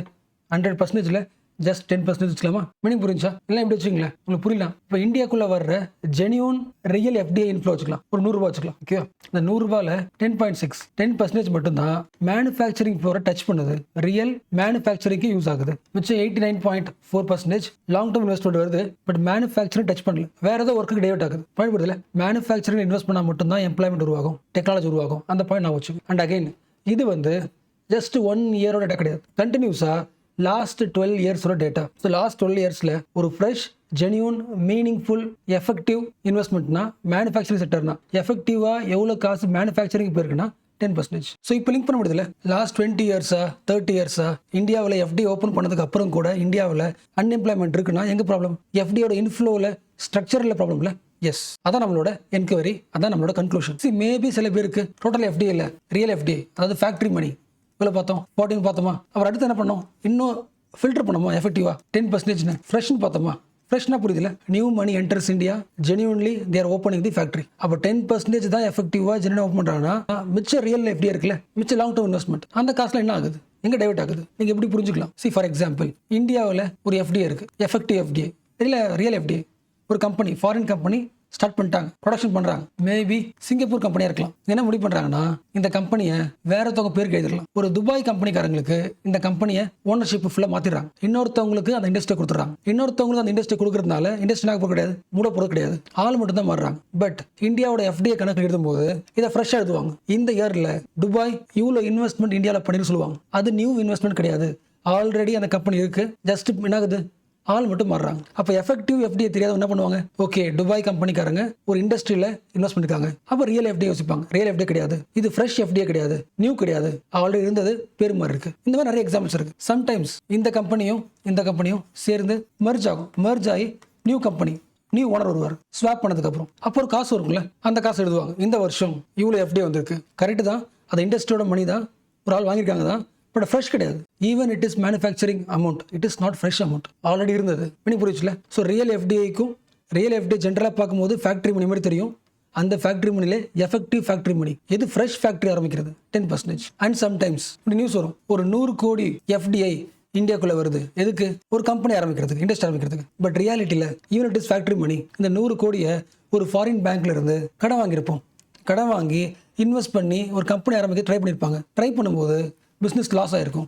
100 கோடியை திருப்பி கொடுத்துருக்க முடியாது, கம்பெனியே லாஸ், க்ளோஸ் ஆயிருக்கலாம். அப்போ ஃப்ரெஷ் எஃப்டின்னு எழுதிருப்போம், அந்த காசு எந்த யூஸும் பண்ணல. ஸோ ஃபாரின் லோன் உள்ள வரும், ட்ரை பண்ணுவோம், கொலாப்ஸ் ஆகிடும். அந்த காசு எல்லாம் தான் போட்டிருக்காங்க, ஃபேக்ட்ரி மணி இப்போ தான் எழுதிருக்காங்க. சம்டைம்ஸ் இந்த கம்பெனிக்கு நான் ஒரு 100 கோடி கடன் கொடுத்துருக்கேன், கடன் தான், டெப்ட். ஓகேவா? ஒரு 10 இயர்ஸ்க்கு அப்புறம் இந்த கம்பெனியால் கடன் கட்ட முடியாதனால இவரையே ஓனரா பார்த்துருவாங்க. கன்வெர்ட்டபிள் டெபென்ச்சர்ஸ், டெப்ட். கடன் வாங்கின கம்பெனி கடன் வாங்கின காசை டெப்டை ஷேராக மாற்றி அவங்களே கொடுத்துருச்சு. அப்போ அந்த வருஷத்தில் என்ன தரும்? அந்த கம்பெனி நியூ கம்பெனி மாதிரி தெரியும், நியூ கம்பெனி நியூ ஓனர் மாதிரி தெரியும், பட் ஆல்ரெடி இருந்த கம்பெனி. லாஜிக் பண்ணிச்சா? பாயிண்ட் என்னன்னா, இந்த ரியல் எஃப்டிஐக்குள்ளேயே நிறைய நாலேஜஸ் இருக்கு. ஆல்ரெடி இருந்த கம்பெனி பேரையே மாத்துறதோ இல்லை ஏதோ ஒரு ஆங்கிள் திருப்பி இருக்கிறதையே பேர் வந்துட்டே இருக்கும். அது ரியலாக இருந்தாலும் கம்பெனி இருந்தாலும் எஃபெக்டிவ் கிடையாது. எத்தனை ஃப்ரெஷ் வருது? 10%. புரிஞ்சுல? எஸ். ஸோ இது வரைக்கும் பார்த்தெல்லாம் ஃபுல்லாக கிளியர் இல்லை, ஆல்மோஸ்ட் முடிச்சாச்சு. நீங்கள் மைண்டில் ஏற்றிக்க வேண்டிய எல்லா முக்கியமான ஐடியாஸும் முடிச்சாச்சு. பட் இப்போ சொல்ல போகிறது மோஸ்ட் இம்பார்ட்டன்ட், லாஸ்ட் 1 மினிட் கான்செப்ட்ல லாஸ்ட் 1 மினிட். இந்த ஐடியா புரிஞ்சிருச்சுன்னா, ஃபர்ஸ்ட் பார்த்தோம்ல, ஒரு 90 பில்லியன் அளவுக்கு காசு உள்ள வருது, ஜஸ்ட் 1 பில்லியன் மட்டும்தான் காசு, 1 பில்லியன் காசு மட்டும்தான் தங்குதுன்னா எப்படி இவ்வளோ காசு வெளியே போகும்? அதுக்கு ரீசன் என்ன? அதை கண்டுபிடிக்கிறதுக்கான ஒரு ஸ்லைட் ஐடியா. இதை புரிஞ்சிச்சுன்னா முடிஞ்சு போச்சு. ஸோ சிம்பிளாக புரிஞ்சுங்க. ஓகே, நான் ஒரு ஃபாரினர், இந்தியாவில் ஒரு கம்பெனியை வாங்குறேன், இல்லை ஒரு லேண்டை வாங்குறேன், எக்ஸாம்பிள் 6 லட்சம் வச்சுக்கலாம். 2020 ஒரு 6 லட்சம் ரூபாய்க்கு ஒரு லேண்டோ ஒரு கம்பெனியை வாங்குறேன். ஸோ அந்த இயரில் இந்தியாவுக்குள்ளே வந்த ஒரு ஃப்ரெஷ் இன்ஃப்ளோ காசு எவ்வளோ? 6 lakhs என்னால். ஓகேவா? 2021, 22, 23, 24, 25 அந்த ரியல் எஃப்டியில் பார்த்தோம்ல, இதுவும் ரியல் இண்டஸ்ட்ரி தான் ஆப்ரேட் ஆகிட்டு இருக்கு. பட் ஒரு 5 இயர்ஸ்ல என்ன ஆகுதுன்னா, இந்த கம்பெனியை வித்துட்டு நான் வெளியே போக முடிவு பண்ணுறேன். நான் கம்பெனி தான் ஆரம்பிச்சிருக்கேன், ஃபேக்ட்ரி பண்ணி தான். பட் 5 இயர்ஸ்க்கு அப்புறம் க்ளோஸ் பண்ண முடிவு பண்ணுறேன். என்ன பண்ணுறேன்? இந்த கம்பெனி விற்கிறேன். ஓகேவா? நான் ஃபர்ஸ்ட் இந்த கம்பெனி வாங்கும்போது, இந்த லேண்டை வாங்கி ரெடி பண்ணும்போது 6 lakhs, விற்கும்போது 64 lakhs. நீங்கள் யோசிக்கலாம்ல, ஒரு லேண்டு 10 லட்சம் தான் இருக்கும், ஒரு 10 வருஷத்துல 30 லட்சம் மாதிரி இருக்கும். ஆச்சு புரியுதா? அதே தான் 2025 இந்த கம்பெனியோட வேல்யூ 6 லட்சத்துலேருந்து 64 lakhs அதிகமாக இருக்கும். இப்போ சொல்லுங்கள், 2020 நான் இந்தியாவுக்கு 6 lakhs எஃப்டிஐ இன்ஃப்ளோ கொண்டு வந்திருக்கேன். ஓகேவா? பட் 2025 நான் வெளியே போகும்போது 64 lakhs வெளியே கொண்டு போகிறேன். This is the problem. ஏன் இந்தியாவில் ஒரு 90 பில்லியன் காசு உள்ளே வருது? ஏன் ஜஸ்ட் நெட் எஃப்டியில் ரொம்ப கம்மியாக இருக்குன்னா இதான் ரீசன். உள்ளே கொண்டு வந்த காசு கம்மியாக இருக்கலாம், வெளியே போகும்போது நிறைய காசு எடுத்துட்டு போயிடுறான். ரொம்ப சிம்பிளாக ரியல் எக்ஸாம்பிள், டெமாசெக் தெரியும்ல? டெமாசெக் ஒரு sovereign wealth fund, government fund. என்ன பண்ணுறாங்க? ஸ்னைடர் எலக்ட்ரிக் இந்தியா இந்த கம்பெனியில் இன்வெஸ்ட் பண்ணுறாங்க. $637 million இன்வெஸ்ட் பண்ணுறாங்க. இன்ஃப்ளோ 2020 இந்தியாவுக்கு வந்து இன்ஃப்ளோ நியூஸில் வருது. செம ஹெட்லைன்ஸில். இப்போ இவ்வளோ காசு உள்ளே வருதுன்னா, இண்டஸ்ட்ரிக்குள்ளே வருதுன்னா, இந்தியாவோட கம்பெனிக்கு வருதுன்னா என்ன ஆகும்? இந்த காசை வச்சுக்கிட்டு பிரான்ச் போடுவாங்க, எம்ப்ளாய்மெண்ட் அதிகமாகும். கரெக்டாக? இதே டெமாசெக் என்ன முடிவு பண்ணுது? 2025 வெளியே போகும்போது $6.4 billion அளவுக்கு எடுத்துட்டு வெளியே போகுது. ரீசன் 5 இயர்ஸ்ல கம்பெனி பெருசாயிடுச்சு, வேல்யூ பெருசாயிடுச்சு. உள்ள வந்த இன்ஃப்ளோ 637 million, வெளியே போனது 6 billion, 10 times தி மணி. இல்லை ஸோ கிளியர் இல்லை? ஓரளவுக்கு புரிஞ்சிச்சுல? நம்ம எங்கே ஸ்டார்ட் பண்ணோம்? ஜஸ்ட் எஃப்டி ஸ்டார்ட் பண்ணோம். எஃப்டியோட ஸ்டேட்டஸ் எப்படி இருக்குன்னு ஸ்டார்ட் பண்ணோம். இப்போ இந்த இடத்துக்கு வந்திருக்கும். பட் அடுத்து பார்க்க போகிறது முக்கியம். இன்னும் சில பேசிக்ஸை பார்க்க போகிறோம். இப்போ நெக்ஸ்ட் என்ன பண்ணலாம்னா, அடுத்த பாயிண்ட் போகிறதுக்கு முன்னாடி ஃபர்ஸ்ட் கவர்மெண்ட் சைடில் ஆர்குமெண்ட் சொன்னாங்கல்ல, கவர்மெண்ட் பாயிண்ட் ஆஃப் வியூல சீஃப் எக்கனாமிக் அட்வைசரோட ஆர்குமெண்ட் என்ன சொன்னாங்க? அது ஞாபகம் இருக்கா? இந்தியாவோட எஃப்டிஐ என்ன? FDI net FDI, in and அவுட்டுக்கு அப்புறம் இருக்க மிச்சம் மீதி நெட் எஃப்டிஐ எஸ் வீக்காக இருக்குதான். பட் ரீசன் என்ன? It is normal. இந்தியாவில் இருக்கிற ஃபாரின் கம்பெனிஸ் தன்னோட ப்ராஃபிட்டை வெளியே எடுத்துட்டு போறாங்க, ஹோம் கண்ட்ரிக்கு எடுத்துட்டு போறாங்க. That is normal process. Plus Indian companies dollars எடுத்துக்கிட்டு மற்ற கண்ட்ரிக்கு இன்வெஸ்ட் பண்ண போறாங்க. இந்த ரீசன்னால நெட் எஃப்டி எப்படி இருக்கும்? கம்மியாக இருக்க மாதிரி தெரியும். ஃபாரின் ப்ராஃபிட் கொஞ்சம் வெளியே போகுது, இந்தியன்ஸ் கொஞ்சம் காசு எடுத்து வெளியே போறாங்க. ஸோ நெட் எஃப்டி கம்மியாக இருக்கும்னு சொல்கிறாங்க. இந்த ஆர்குமெண்ட்டை இன்னும் கொஞ்சம் டெக்னிக்கலாக பார்க்க போகிறோம். உங்களுக்கு புரிஞ்சிருக்கும். பட் அகைன் சில குட்டி பேசிக்ஸை ஒன்ஸ் அகைன் ரிவிஷன் பண்ணலாம். கோர் பேசிக் தான், கிளாஸில் பார்த்துருப்பீங்க, ரொம்ப சிம்பிள் தான். பட் இந்த டாப்பிக்கில் அதை ரிவிஷன் பண்ண வேண்டியது அவசியம். என்ன topic? Balance of payment. So balance of payment பற்றி செம்ம கிளியர் ஐடியா இருக்குன்னா அடுத்த ஒரு 2 to 3 minutes ஓட்டிடலாம். ஸோ ரொம்ப simple. What is balance of payment? வீட்டை வச்சுக்கலாம்ல. நம்ம வீட்டுக்கு ஒரு நாளில் இல்லை ஒரு வாரத்தில் கணக்கு எடுத்து பார்த்தா சில காசு வீட்டுக்கு வந்திருக்கும், சில காசு வீட்டை விட்டு போயிருக்கும். கரெக்டாக? நமக்கு தேவையான பொருளை வாங்கும்போது காசை வெளியே கொடுத்துருப்போம், நம்ம சில வேலை செஞ்சிருப்போம், சில பொருள் விற்றுருப்போம், லேண்டை விற்றுருக்கலாம், எனிதிங். சில காசு வீட்டுக்கு வரும்ல. So what is the point? எல்லா வீட்டை சுற்றியும், எல்லா நாட்டை சுற்றியும் மணி இஸ் கான்ஸ்டன்ட்லி மூவிங் சொல்லலாமா? நமக்கு தேவையான பொருளை வாங்கிக்கிறதுக்கு காசை கொடுக்குறோம், நாம சில பொருளை விற்று காசை வாங்கிக்கிறோம். காசு உள்ள வீட்டுக்கு வருது, காசு வெளியே போகுது. எக்ஸாம்பிள் சொல்லுங்களேன், நீங்கள் போய் ஒரு கோல்டு ஜுவல் வாங்குறீங்க, காசு என்ன ஆகுது? காசு உங்கள் வீட்டை விட்டு வெளியே போகுது. நான் ஃபுல்லாக ஃபோக்கஸ் பண்ணுறது பொருள் கிடையாது, காசு. மணி இன் மணி அவுட். இப்போ அதே தானே இந்தியாவுக்கு. நம்ம இந்தியன் கண்ட்ரிக்கு சில பொருள் தேவை, வாங்குவோம். அதை வாங்குறதுக்கு சில காசை கொடுத்தாகணும், மணி அவுட். அண்ட் சில பொருளை நாம எக்ஸ்போர்ட் பண்ணுவோம், பிஸ்னஸ் பண்ணுவோம், காசு உள்ள வரும், சில மணி இன். இல்லை அப்போ அந்த கண்டினியூஸ் ஃப்ளோயிங் ஆஃப் மணி இருக்குல்ல, இன் அண்ட் அவுட். ஒரு 1 இயருக்கு இல்லை 6 மாசத்துக்கு இந்த இன் அண்ட் அவுட்டை ஃபுல்லாத்தையும் கால்குலேட் பண்ணுறோம்னா அதுக்கு பேர் என்ன? Balance of payment. இந்த பேலன்ஸ் ஆஃப் பேமெண்ட் கணக்கு பண்ணி பார்க்கும்போது எப்படி இருக்கணும்? பாசிட்டிவாக இருக்கணும்ல, சர்ப்ளஸாக இருக்கணும்ல. லாஜிக் புரியுதுல? நம்ம அதிகமாக செலவு பண்ணுறதை விட, நம்ம இந்தியாவிலேருந்து காசை வெளியே அனுப்புறதை விட, காசை கொடுக்குறத விட நம்ம நிறைய சம்பாதிக்கணும்ல. மைனஸ் பண்ணி பார்க்கும்போது எக்ஸ்ட்ரா காசு நம்ம இருக்கணும், சர்ப்ளஸ் இருக்கணும். அதான பாசிட்டிவ். உங்களுக்கு தெரியும். சி பேலன்ஸ் ஆஃப் பேமெண்ட் பற்றி ஃபுல்லாக பார்க்க போகிறது கிடையாது. இந்த பேலன்ஸ் ஆஃப் பேமெண்ட் டாப்பிக்கில் ஒரு சின்ன விஷயத்தை மட்டும் உங்களுக்கு ரிமைண்ட் பண்ணுறேன். இந்த ரிமைண்ட் பண்ணுறதுக்கான பேசிக்ஸ் இது. ஞாபகம் இருக்கா? Balance of payment class start பண்ணும்போது எல்லா கிளாஸ்லையும் ஒன்று சொல்லுவாங்க. ஒரு வீட்டோட இன்கம் இன்ஃப்ளோ அவுட்ஃப்ளோவில் 2 வகையான காசை பார்க்க முடியும். ஃபார் எக்ஸாம்பிள், டெய்லி உங்களுக்கு சேலரி வந்திருக்கும். டெய்லி கூலியாக இருக்கலாம், இல்லை வார கூலியாக இருக்கலாம், இல்லை மாத சம்பளமாக இருக்கலாம். சில காசு வீட்டுக்கு வரலாம் மாதம் மாதம். சில காசு ஃபுட்டுக்கு செலவு பண்ணலாம், ஹெல்த்துக்கு செலவு பண்ணலாம், ஸ்கூல் ஃபீஸுக்கு செலவு பண்ணலாம், எலக்ட்ரிசிட்டி பில்லுக்கு செலவு பண்ணலாம். இந்த கோர் பாயிண்ட் புரியுது இல்லை? இந்த எல்லா ஃப்ளோ இருக்குல்ல, இதெல்லாம் என்ன ஃப்ளோ? ஒரு காசு வருது, சில காசு போகுது. இது எல்லா ஃப்ளோலையும் காமன் பாயிண்ட் என்ன? இந்த வார்த்தை வைக்கலாமா? Living flow. நம்ம தினசரி வாடுறதுக்கு வர்ற ஃப்ளோ. மாதம் சம்பளம் வருது, மாதம் சாப்பாடுக்கு வெளியே போகுது, ஸ்கூல் ஃபீஸ்க்கு வெளியே போகுது. யோசிக்க முடியுதுல? Living flow. வாடுறதுக்கான சம்மந்தப்பட்ட காசு இன்ஃப்ளோ அவுட்ஃப்ளோ. கரெக்டாக? இதே வீட்டுக்கு சம்டைம்ஸ் எப்படி லிவிங் ஃப்ளோ நடக்குதோ, இன்ஃப்ளோ அவுட்ஃப்ளோ நடக்குதோ, அதே மாதிரி வெல்த் ஃப்ளோவும் நடக்கும். What is wealth flow? நீங்கள் ஒரு லேண்டை விற்றுருப்பீங்க, ஒரு வெல்த்தை விற்கிறீங்க, ஒரு பெரிய காசு வந்திருக்கும், இல்லைன்னா நீங்கள் ஒரு புது வீட்டை வாங்கியிருப்பீங்க, அந்த வீட்டை வாங்குறதுக்கு, அந்த வெல்த்தை வாங்குறதுக்கு ஒரு பெரிய அமௌண்ட்டை கொடுத்துருப்பீங்க. இது என்ன flow? Wealth inflow outflow. Living flow கிடையாது, வாடுறதுக்கான செலவு கிடையாது. ஃபார் எக்ஸாம்பிள், நீங்கள் கோல்டு வாங்குறீங்க, உங்கள் வீட்டில இருந்து ஒரு பெரிய தொகை வெளியே போகும், அவுட் ஃப்ளோ. பட் என்ன out flow? Wealth out flow. Meaning புரிஞ்சா? இந்த வார்த்தை புக்கில் கிடையாதுங்க. இந்த லிவிங் ஃப்ளோ, வெல்த் ஃப்ளோ புக்கில் இருக்காதுன்னு நினைக்கிறேன். பட் ரியல் லைஃப்பில் கனெக்ட் பண்ணிக்க முடியும். வாடுறதுக்கு செலவு பண்ணுற காசு, வாங்குற காசு. அடுத்த மாதம் நான் சம்பாதிக்கிறேன்னா இதுக்கு அது லிவிங் ஃப்ளோ. அடுத்த மாதம் கோல்டுக்கு சேவ் பண்ணுறேன்னா that is wealth flow. Okay தானே? ரொம்ப சிம்பிள் தானே? எஸ். இப்போ சொல்லுங்கள், இந்த ரெண்டு ஃப்ளோவையும் கணக்கு பண்ணும்போது, பிஓபியில் கணக்கு பண்ணும்போது ஒரே அக்கௌண்ட் எழுத முடியுமா? ஒரே நோட்டில் எழுத முடியுமா? தப்பு இல்லை. லிவிங் ஃப்ளோக்கு தனி நோட்டு, வெல்த் ஃப்ளோக்கு தனி நோட்டு தான் எழுதணும். வெஜிடபிள் வாங்குறதும் கோல்டு வாங்குறதும் ஒன்றா? இல்லை. ஸோ ஒரு ஃபேமிலிக்கு லிவிங் ஃப்ளோ, வெல்த் ஃப்ளோ. அதே மாதிரி ஒரு கண்ட்ரிக்கு லிவிங் ஃப்ளோ இருக்கும், வெல்த் ஃப்ளோ இருக்கும். ஃபார் எக்ஸாம்பிள் ஆயில் வாங்குறோம்ல, டெய்லி தேவை, லிவிங் ஃப்ளோ. இது எல்லாத்தையும் சேர்த்து கணக்கு பேர் என்ன? Balance of payment. அதை விட்டுருங்க, நம்ம அதுக்குள்ளே பார்க்குறோம், எப்படி பிரிச்சு எழுதுன்னு பார்க்குறோம். கரெக்டாக? ஸோ ஓகே இல்லை, கோர் பாயிண்ட் புரியுதுல? ஸோ இந்தியாவோட பேலன்ஸ் ஆஃப் பேமெண்ட்லையும் கணக்கு புக்லையும் லிவிங் ஃப்ளோ இருக்கும், வெல்த் ஃப்ளோ இருக்கும். லிவிங் ஃப்ளோக்கு பேர் என்ன? நோட்டு புக்குன்னு சொல்லாமல் அக்கௌண்ட் புக்குன்னு சொல்லலாம். அக்கௌண்ட் தானே? என்ன அக்கௌண்ட்? கரண்ட் அக்கௌண்ட், டெய்லி வாடுறதுக்கான அக்கௌண்ட். லிவிங் அக்கௌண்ட்னு சொல்லலாம், கரண்ட் அக்கௌண்ட்னு சொல்லலாம். இந்த வெல்த் அக்கௌண்ட்டை எல்லாருக்கும் தெரிஞ்ச டிஃபால்ட் வார்த்தை, வெல்த்துக்கு இன்னொரு பேர் கேபிட்டல் அக்கௌண்ட். இப்போ சொல்லுங்கள், எப்படி ஒரு இண்டிவிஜுவல் லைஃப்பில் ஒரு வீட்டுக்கு வெல்த் ஃப்ளோ, கேபிட்டல் ஃப்ளோனா என்ன சொல்கிறோம்? கோல்டு வாங்குறது, இல்லை கோல்டை விற்கிறது, லேண்டை விற்கிறது, இல்லை லேண்டு வாங்குறது சொல்கிறோம்ல, வீடு வாங்குறது. ஒரு கண்ட்ரிக்கு கேபிட்டல் ஃப்ளோனா, வெல்த் ஃப்ளோனா என்ன சொல்லலாம்? எஃப்டிஏ சொல்லலாமா? ரொம்ப சிம்பிளாக சொல்லணும்னா கேபிட்டல் ஃப்ளோன்னு சொல்லலாம், ஃபினான்ஷியல் அக்கௌண்ட் சொல்லலாம். இந்த ஃபாரின்லேருந்து காசு வருது இல்லை, foreign direct investment, share market invest பண்ணுறாங்களே, ஃபாரின் போர்ட்ஃபோலியோ இன்வெஸ்ட்மெண்ட். கவர்மெண்ட் ஒரு லோன் வாங்கியிருக்கோம்ல, லோன் எதுக்கு வாங்குறோம்? ஒரு வெல்த்தை உருவாக்குறதுக்கு. இல்லை எங்கே வரும்? கேபிட்டல் அக்கௌண்ட்டில் வரும். ஸோ கிளியர் இல்லை? கரண்ட் அக்கௌண்ட் என்ன வரும்? லிவிங் ஃப்ளோ என்ன வரும்? ஃபஸ்ட்டு பார்த்தோம்ல, நம்ம ஆயில் வாங்குறது, நம்ம இம்போர்ட் பண்ணுறது, எக்ஸ்போர்ட் பண்ணுறது, அந்த காசு எல்லாமே. இல்லை நம்ம ஊர் பசங்க வெளியே படிக்கிறாங்கன்னா அவங்க ஃபீஸ் கட்டுவோம்ல, லிவிங் அக்கௌண்ட் தானே? லிவிங் ஃப்ளோ தானே? இங்கே வெளியே போகும். இல்லை காசு சம்பாரிச்சு நம்ம அனுப்புகிறாங்கன்னா, நமக்கு அனுப்புகிறாங்களே வாடுறதுக்கு, லிவிங் ஃப்ளோ தானே? Current account. அண்ட் ரொம்ப முக்கியமானது இந்த கரண்ட் அக்கௌண்ட்டில் தான். இந்த ஒரு பாயிண்ட்டுக்காக தான் இந்த ஃபுல் பேசிக்ஸு. உங்களுக்கு போர் அடிச்சிருக்கும், பட் இந்த பேசிக்ஸ் காரணம் இந்த ஒரு பாயிண்ட். இந்த கரண்ட் அக்கௌண்ட்ல தான் ஒரு கம்பெனி கிடைக்கிற ப்ராஃபிட்ஸ், ஒரு கம்பெனி கிடைக்கிற டிவிடெண்ட்ஸ், ஒரு கம்பெனி கிடைக்கிற இன்ட்ரெஸ்ட், இதை எழுதுறோம். இங்கே தான் சேவ் பண்ணுறோம். லாஜிக் புரியுதா? புதுசாக ஒரு ஃபாரின் கம்பெனி இந்தியாவுக்கு வருது, இன்வெஸ்ட் பண்ண வருது. அந்த காசு இங்கே எழுதுவோம், கேபிட்டல் அக்கௌண்ட்டில் இவ்வளோ அமௌண்ட் ஆஃப் மணி இன்ஃப்ளோ ஆகுது. இல்லை இந்தியாவில் இருக்கிற ஒரு கம்பெனிக்கார க்ளோஸ் பண்ணிட்டு வெளியே போகிறான், இவ்வளோ அமௌண்ட் ஆஃப் மணி வெளியே போகுது, கேபிட்டல் அக்கௌண்ட்டில் அவுட் ஃப்ளோ எதுவும். பட் அதே கம்பெனிக்கு ஒர்க் பண்ணும்போது 1 இயரில் இல்லை 6 மாதம் லாபம் வருது வச்சுக்கலாம், ப்ராஃபிட். அந்த ப்ராஃபிட்டை வெளியே எடுத்துகிட்டு போகிறான்னா அவுட் ஃப்ளோ ஆகுதுன்னா எங்கே போடுறோம்? கரண்ட் அக்கௌண்ட்டில் அவுட் ஃப்ளோ எழுதுறோம். ப்ராஃபிட் எங்கேயே வச்சுக்கிறானா அந்த ப்ராஃபிட்டை கரண்ட் அக்கௌண்ட்டில் காட்டுறோம். அதை லிவிங்காக பார்க்குறாங்க, என்ன பார்க்கல? வெல்த்தாக பார்க்கல. கோர் பாயிண்ட் புரிஞ்சுல? ஒரு கண்ட்ரியோட ஃபாரின் டைரக்ட் இன்வெஸ்ட்மெண்ட், ஒரு கம்பெனிக்கார இன்வெஸ்ட் பண்ணுறாங்கல்ல, ஃபாரின் டைரக்ட் இன்வெஸ்ட்மெண்ட், அது மட்டும் தான் கேபிட்டல் அக்கௌண்ட். ஒரு கம்பெனியோட ப்ராஃபிட் இருக்குல்ல, ப்ராஃபிட் எடுத்து வெளியே போகிறது, இல்லை ப்ராஃபிட் வர்றது, that is saved in noted in current account. இது புரிஞ்சுல? இந்த பாயிண்ட் ஏன் பார்க்குறோம்? சீஃப் எக்கனாமிக் அட்வைசர் என்ன சொல்கிறாரு? இந்தியாவில் எஃப்டிஐ ரொம்ப கம்மியாக இருக்குது. நெட் எஃப்டிஐ, வர்ற எஃப்டிஐ போகிற எஃப்டிஐ மைனஸ் பண்ணாததுல நெட் எஃப்டிஐ, அந்த நெட் எஃப்டிஐ கம்மியாக இருக்குது, வீக் ஆகிட்டு இருக்கு. ரீசன் என்னன்னா, கம்பெனிஸோட ப்ராஃபிட் நிறைய வெளியே போகுது. ஸோ ப்ராஃபிட்லாம் வெளியே போகும்போது மைனஸ் பண்ணி பார்க்கும்போது எஃப்டி எப்படி இருக்கும்? வீக்காக இருக்குன்னு சொல்கிறாங்க. இந்த கோர் ராங் புரிஞ்சுல? ப்ராஃபிட் கணக்கை எழுதுகிற பிளேஸ் எது? Current account. இப்போ நிறைய ப்ராஃபிட் வெளியே போச்சுன்னா எந்த கணக்கு பார்க்க கம்மியாக இருக்கும்? கரண்ட் அக்கௌண்ட் கம்மியாக இருக்கும். எஃப்டி எங்கே வருது? இந்த அக்கௌண்ட்டில் வருது. அப்போ நெட் எஃப்டிஐ கால்குலேட் பண்ணும்போது எவ்வளோ எஃப்டிஐ உள்ளே வந்திருக்கு, எவ்வளோ எஃப்டிஐ வெளியே போயிருக்கு, அதான் பார்ப்பனே தவிர எது வராது. எவ்வளோ ப்ராஃபிட் வெளியே போயிருக்கு, இவ்வளோ ப்ராஃபிட்ல வந்திருக்குன்றது எஃப்டிஐக்குள்ளே வராது. அது எங்கே வருது? கரண்ட் அக்கௌண்ட்டில் வருது. இந்த ஒரு பாயிண்ட்டுக்காக தான் இந்த பேசிக்ஸ் உங்களுக்கு புரிஞ்சுன்னு நினைக்கிறேன். இப்போ சொல்லுங்கள், பேலன்ஸ் ஆஃப் பேமெண்ட்டில் 2 note, note book 1, note book 2. Note book 1 என்னது? Current account. Note book 2 financial account or capital account. ஒரு கம்பெனியோட ப்ராஃபிட் எந்த நோட் புக்கில் வருது? ஃபர்ஸ்ட் நோட் புக்கில். எஃப்டி எங்கே வருது?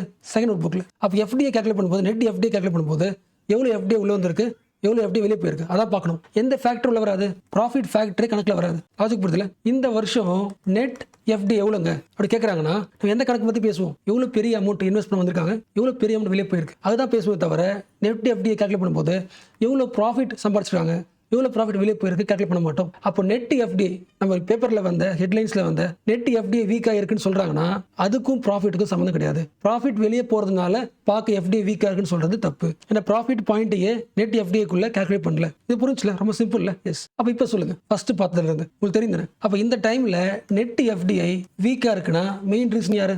எக்ஸிட் மணி தானே, கெஸ்ட் மணி தானே. அவன் என்ன பண்ணுறேன்? நிறைய வெளியே போயிட்டே இருக்கான். எவ்வளோ அமௌண்ட் இந்தியாவுக்குள்ள வருதோ அதே அளவுக்கான அமௌண்ட் ஆகுது. Share market investment, FBI investment, அந்த காசுலாம் எடுத்து வெளியே போயிடுறாங்க. இப்போ அது வெளியே போகிறதுனால தான் நெட் எஃப்டிஐ எப்படி இருக்கு? வீக்காக இருக்குது. கரெக்டாக? ஸோ இது ஒரு பாயிண்ட் ஆஃப் வியூ. ஸோ கிளியர்ல? ஸோ லாஸ்ட் 5 minutes நம்ம என்ன பண்ணிட்டு இருக்கோம்? கவர்மெண்டோட பாயிண்ட் ஆஃப் வியூ எந்த அளவுக்கு ரைட்ன்றதை அனலைஸ் பண்ணிட்டு இருக்கோம். ஸோ கவர்மெண்ட் முன் வச்ச பாயிண்ட் 2 பாயிண்ட் தான். எஸ், எஃப்டிஐ நெட் எஃப்டிஐ வீக்காக தான் இருக்கு. ரீசன், எஃப்டிஐ அமௌண்ட்ல ப்ராஃபிட்ஸ் வெளியே கொண்டு போயிடுறாங்க. அதனால எஃப்டிஐ அக்கௌண்ட் பார்க்க நெட் எப்படி இருக்கு?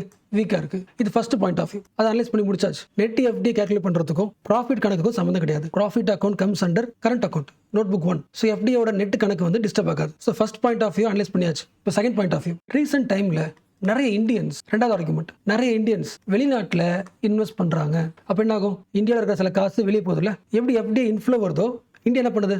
இந்தியன் மணி இன்னொரு கண்ட்ரி இன்வெஸ்ட் பண்ணுறோம். அவுட்ஃப்ளோ எஃப்டிஐ, நம்ம காசை வெளியே எடுத்துகிட்டு போயிட்டு இன்வெஸ்ட் பண்ணுறோம். அது நல்லது தானே, மெச்சூரிட்டி தானே அது. அப்போ நம்ம எஃப்டிஐ பற்றி கேல்குலேட் பண்ணும்போது நெட்டு போடும்போது சில அமௌண்ட் ஆஃப் எஃப்டிஐ இந்தியன்ஸோட காசு, டாலர் காசு என்ன பண்ணுறோம்? வெளியே எடுத்துகிட்டு போகிறோம் இன்வெஸ்ட் பண்ணுறது. அப்போ கம்மியாக தான் இருக்கும். நல்ல விஷயம் தானே வெளியே இன்வெஸ்ட் பண்ணுறது. That is maturity. Second point of view. இந்த பாயிண்ட் ஆஃப் வியூ அனலைஸ் பண்ண போகிறோம். உண்மையாகவே இந்தியன்ஸோட அவுட்ஃப்ளோ ஃபாரின் டைரக்ட் இன்வெஸ்ட்மெண்ட் மெச்சூர்டா இருக்கா? ஒரு சின்ன அனாலிசிஸ். ஆக்சுவலாக பார்த்தோன்னா ஒரு மெச்சூர்டு ஓஎஃப்டிஐ, அதாவது அவுட்ஃப்ளோ ஃபாரின் டைரக்ட் இன்வெஸ்ட்மெண்ட், நம்ம கண்ட்ரிலேருந்து இன்னொரு கண்ட்ரிக்கு காசு எடுத்துட்டு போய் இன்வெஸ்ட் பண்ணுறோம்ல, அவுட்ஃப்ளோ. அது மெச்சூர்டா இருக்குன்னு சொல்லணும்னா, மெச்சூர்டுனா இந்த எக்ஸாம்பிள் வச்சுக்கலாம். எக்ஸாம்பிளுக்கு நம்ம எல்லாருக்குமே தெரிஞ்ச எக்ஸாம்பிள் சொல்கிறேன். ஜாகுவார் தெரியும்ல, ஜாகுவார் லேண்ட் ரோவர், இந்த கம்பெனியை யார் வாங்கினது? இந்தியன்ஸ், டாடா. இதுக்கு பேர் என்ன? Outflow foreign direct investment. நம்ம காசு எடுத்துட்டு போயிட்டு இன்னொரு கண்ட்ரி இன்வெஸ்ட் பண்றோம். ஒரு கம்பெனியை வாங்கியாச்சு. ஸோ ஜாகுவார் தயாரிக்கிறதுக்கு ஃபேக்டரி தேவை. இந்த ஃபேக்டரியை வாங்கியாச்சு. இந்த இன்வெஸ்ட்மெண்ட் மெச்சூர். என்ன ரீசன்? இந்த காசு இன்வெஸ்ட் பண்ணதுனால, அவுட்ஃப்ளோ போனதுனால ஒர்க்கிங் நடக்கும், அங்கே உள்ள இண்டஸ்ட்ரி இருக்கும், டெக்னாலஜி இருக்கும், அது எல்லாமே டாட்டாக்கு தெரிய வரும். டாடா பிராண்டா மாறும், ப்ராஃபிட் சம்பாதிக்க முடியும், அந்த ப்ராஃபிட் இந்தியா கட்ட முடியும். Maturity FDI. அதனால இந்த வருஷம் எடுத்துட்டு போச்சுன்னா okay. But most of the scenario இப்படி கிடையாது. கான்கிரீட்டா எம்ப்ளாய்மெண்ட் உருவாக்குற மாதிரி, டெக்னாலஜி டெவலப் பண்ற மாதிரி இல்ல. For example, most of the Indian money outflow ஆகும்போது ரியல் பிசினஸ்ல இன்வெஸ்ட் பண்றதை விட்டுட்டு, ரியல் கம்பெனில இன்வெஸ்ட் பண்றதை விட்டுட்டு பேப்பர் பிசினஸ், ஃபினான்ஷியல் பிசினஸ் பண்றாங்க. ஃபர்ஸ்ட் பார்த்தோம்ல, ஷேர் மார்க்கெட்ல, இன்சூரன்ஸ் செக்டார்ல, ஒரு பிசினஸ் சர்வீஸ்ல. லாஜிக் புரியுதா? எது கிடையாது? இண்டஸ்ட்ரி ஓபன் பண்ணல, ஃபேக்டரி, டெக்னாலஜி, எம்ப்ளாய்மெண்ட், அதில் காசை இன்வெஸ்ட் பண்ணல. உங்களுக்கு இன்னும் கிளியரா டேட்டாவை சொல்லணும்னா 2023 இருந்து 2025 வரைக்கும், லாஸ்ட் 3 இயர்ஸ் வச்சுக்கலாம், இந்தியாவோட டோட்டல் அவுட்ஃப்ளோ எஃப்டிஐ, இந்தியன்ஸ் வெளிநாட்டில் இன்வெஸ்ட் பண்ண காசு $65 பில்லியன். இந்த ஃபுல் காசும் ஒரு இண்டஸ்ட்ரி மாதிரி உள்ள செலவு பண்ணியிருந்தாங்கன்னா, இன்வெஸ்ட் பண்ணியிருந்தாங்கன்னா, டெக்னாலஜி கற்றுருக்கலாம், பிராண்டை உருவாக்கிருக்கலாம். பட் இந்த காஸ்ட்ல 45% of money went to financial sector, insurance sector, business services. எதில் இன்வெஸ்ட் பண்ணல? Manufacturing, energy, infrastructure, logistics, technological companies, அதில் இன்வெஸ்ட் பண்ணல. அதுக்கு புரியுதா?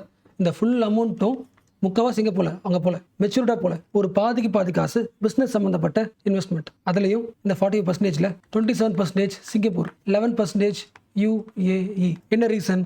அந்த கண்ட்ரீஸ்ல ஹோல்டிங் கம்பெனிஸ் இருக்கு. What are holding companies? அது ஃபேக்டரி கிடையாது, மேனுஃபேக்சர் பண்ணாது, ப்ரொடியூஸ் பண்ணாது, எம்ப்ளாய்மெண்ட் தராது, ஜஸ்ட் ஓனர்ஷிப்பை ஹோல்ட் பண்ற மாதிரி கம்பெனிஸ். ஞாபகம் இருக்கா? SPV படிச்ச ஞாபகம் இருக்கா? Same like that.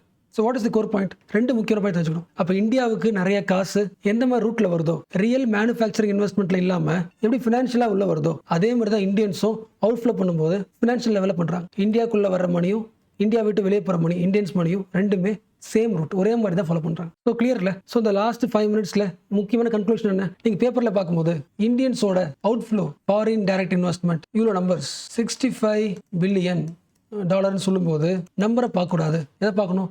சப்ஸ்டன்ஸை பார்க்கணும். எதில் இன்வெஸ்ட் பண்றான்னு பார்க்கணும். கரெக்டா? ஸோ கவர்மெண்டோட செகண்ட் பாயிண்ட் ஆஃப் வியூ தப்பு. என்ன தப்பு? இந்தியன்ஸோட அவுட்ஃப்ளோ எஃப்டிஐ மெச்சூர்டா இருக்கு, காசு வெளியே போறது நல்லது. எஃப்டிஐ நெட் வீக்கா இருக்குன்னா அதுக்கு மெயின் ரீசன் ஒரு குறிப்பிட்ட அமௌண்ட் $65 பில்லியன் வெளியே போயிருக்கு, இன்வெஸ்ட் பண்றோம். அது நல்ல விஷயம் சொல்றாங்களே, நம்பரை பார்க்க கூடாது, எங்க இன்வெஸ்ட் பண்றான்னு பார்த்துட்டு அது மெச்சூர்டா இல்லையான்னு பார்க்கணும். ஸோ இது வரைக்கும் பார்த்தது எல்லாமே சும்மா கிளியர் இல்ல. பட் இப்போ பார்க்க போறது இன்னும் மோஸ்ட் இம்பார்ட்டன்ட். இது வரைக்கும் என்னெல்லாம் பிரிச்சு பார்த்தோமோ அது எல்லாத்தையும் சேர்த்து ஒரு 4 to 5 நம்பர்ஸ்ல பார்க்க போறோம். ஸோ இது வரைக்கும் பார்த்தது புரியலனா கூட இந்த 2 மினிட்ஸ் புரிஞ்சிச்சுன்னா உங்களுக்கு அந்த டாபிக்ல கிளியர் ஆயிடுச்சுன்னு அர்த்தம். ஸ்டார்ட் பண்ணலாம். ஃபர்ஸ்ட் நம்ம எந்த பீரியட் எடுத்துக்கிறோம்? 2022 இருந்து 2026, 22, 23, 24, 25 வச்சுக்கலாம். ஒரு லாஸ்ட் 4 இயர்ஸ். ஸோ இந்த சிச்சுவேஷன்ல கிராஸ் தான் உங்களுக்கு தெரியும். கரெக்டா? கிராஸ்னா டோட்டல், கிராஸ் ஈக்விட்டி FDI அப்படின்னா ரொம்ப சிம்பிள். இந்த லாஸ்ட் 4 இயர்ஸ்ல டோட்டலா FDI உள்ள எவ்வளோ வந்திருக்கு?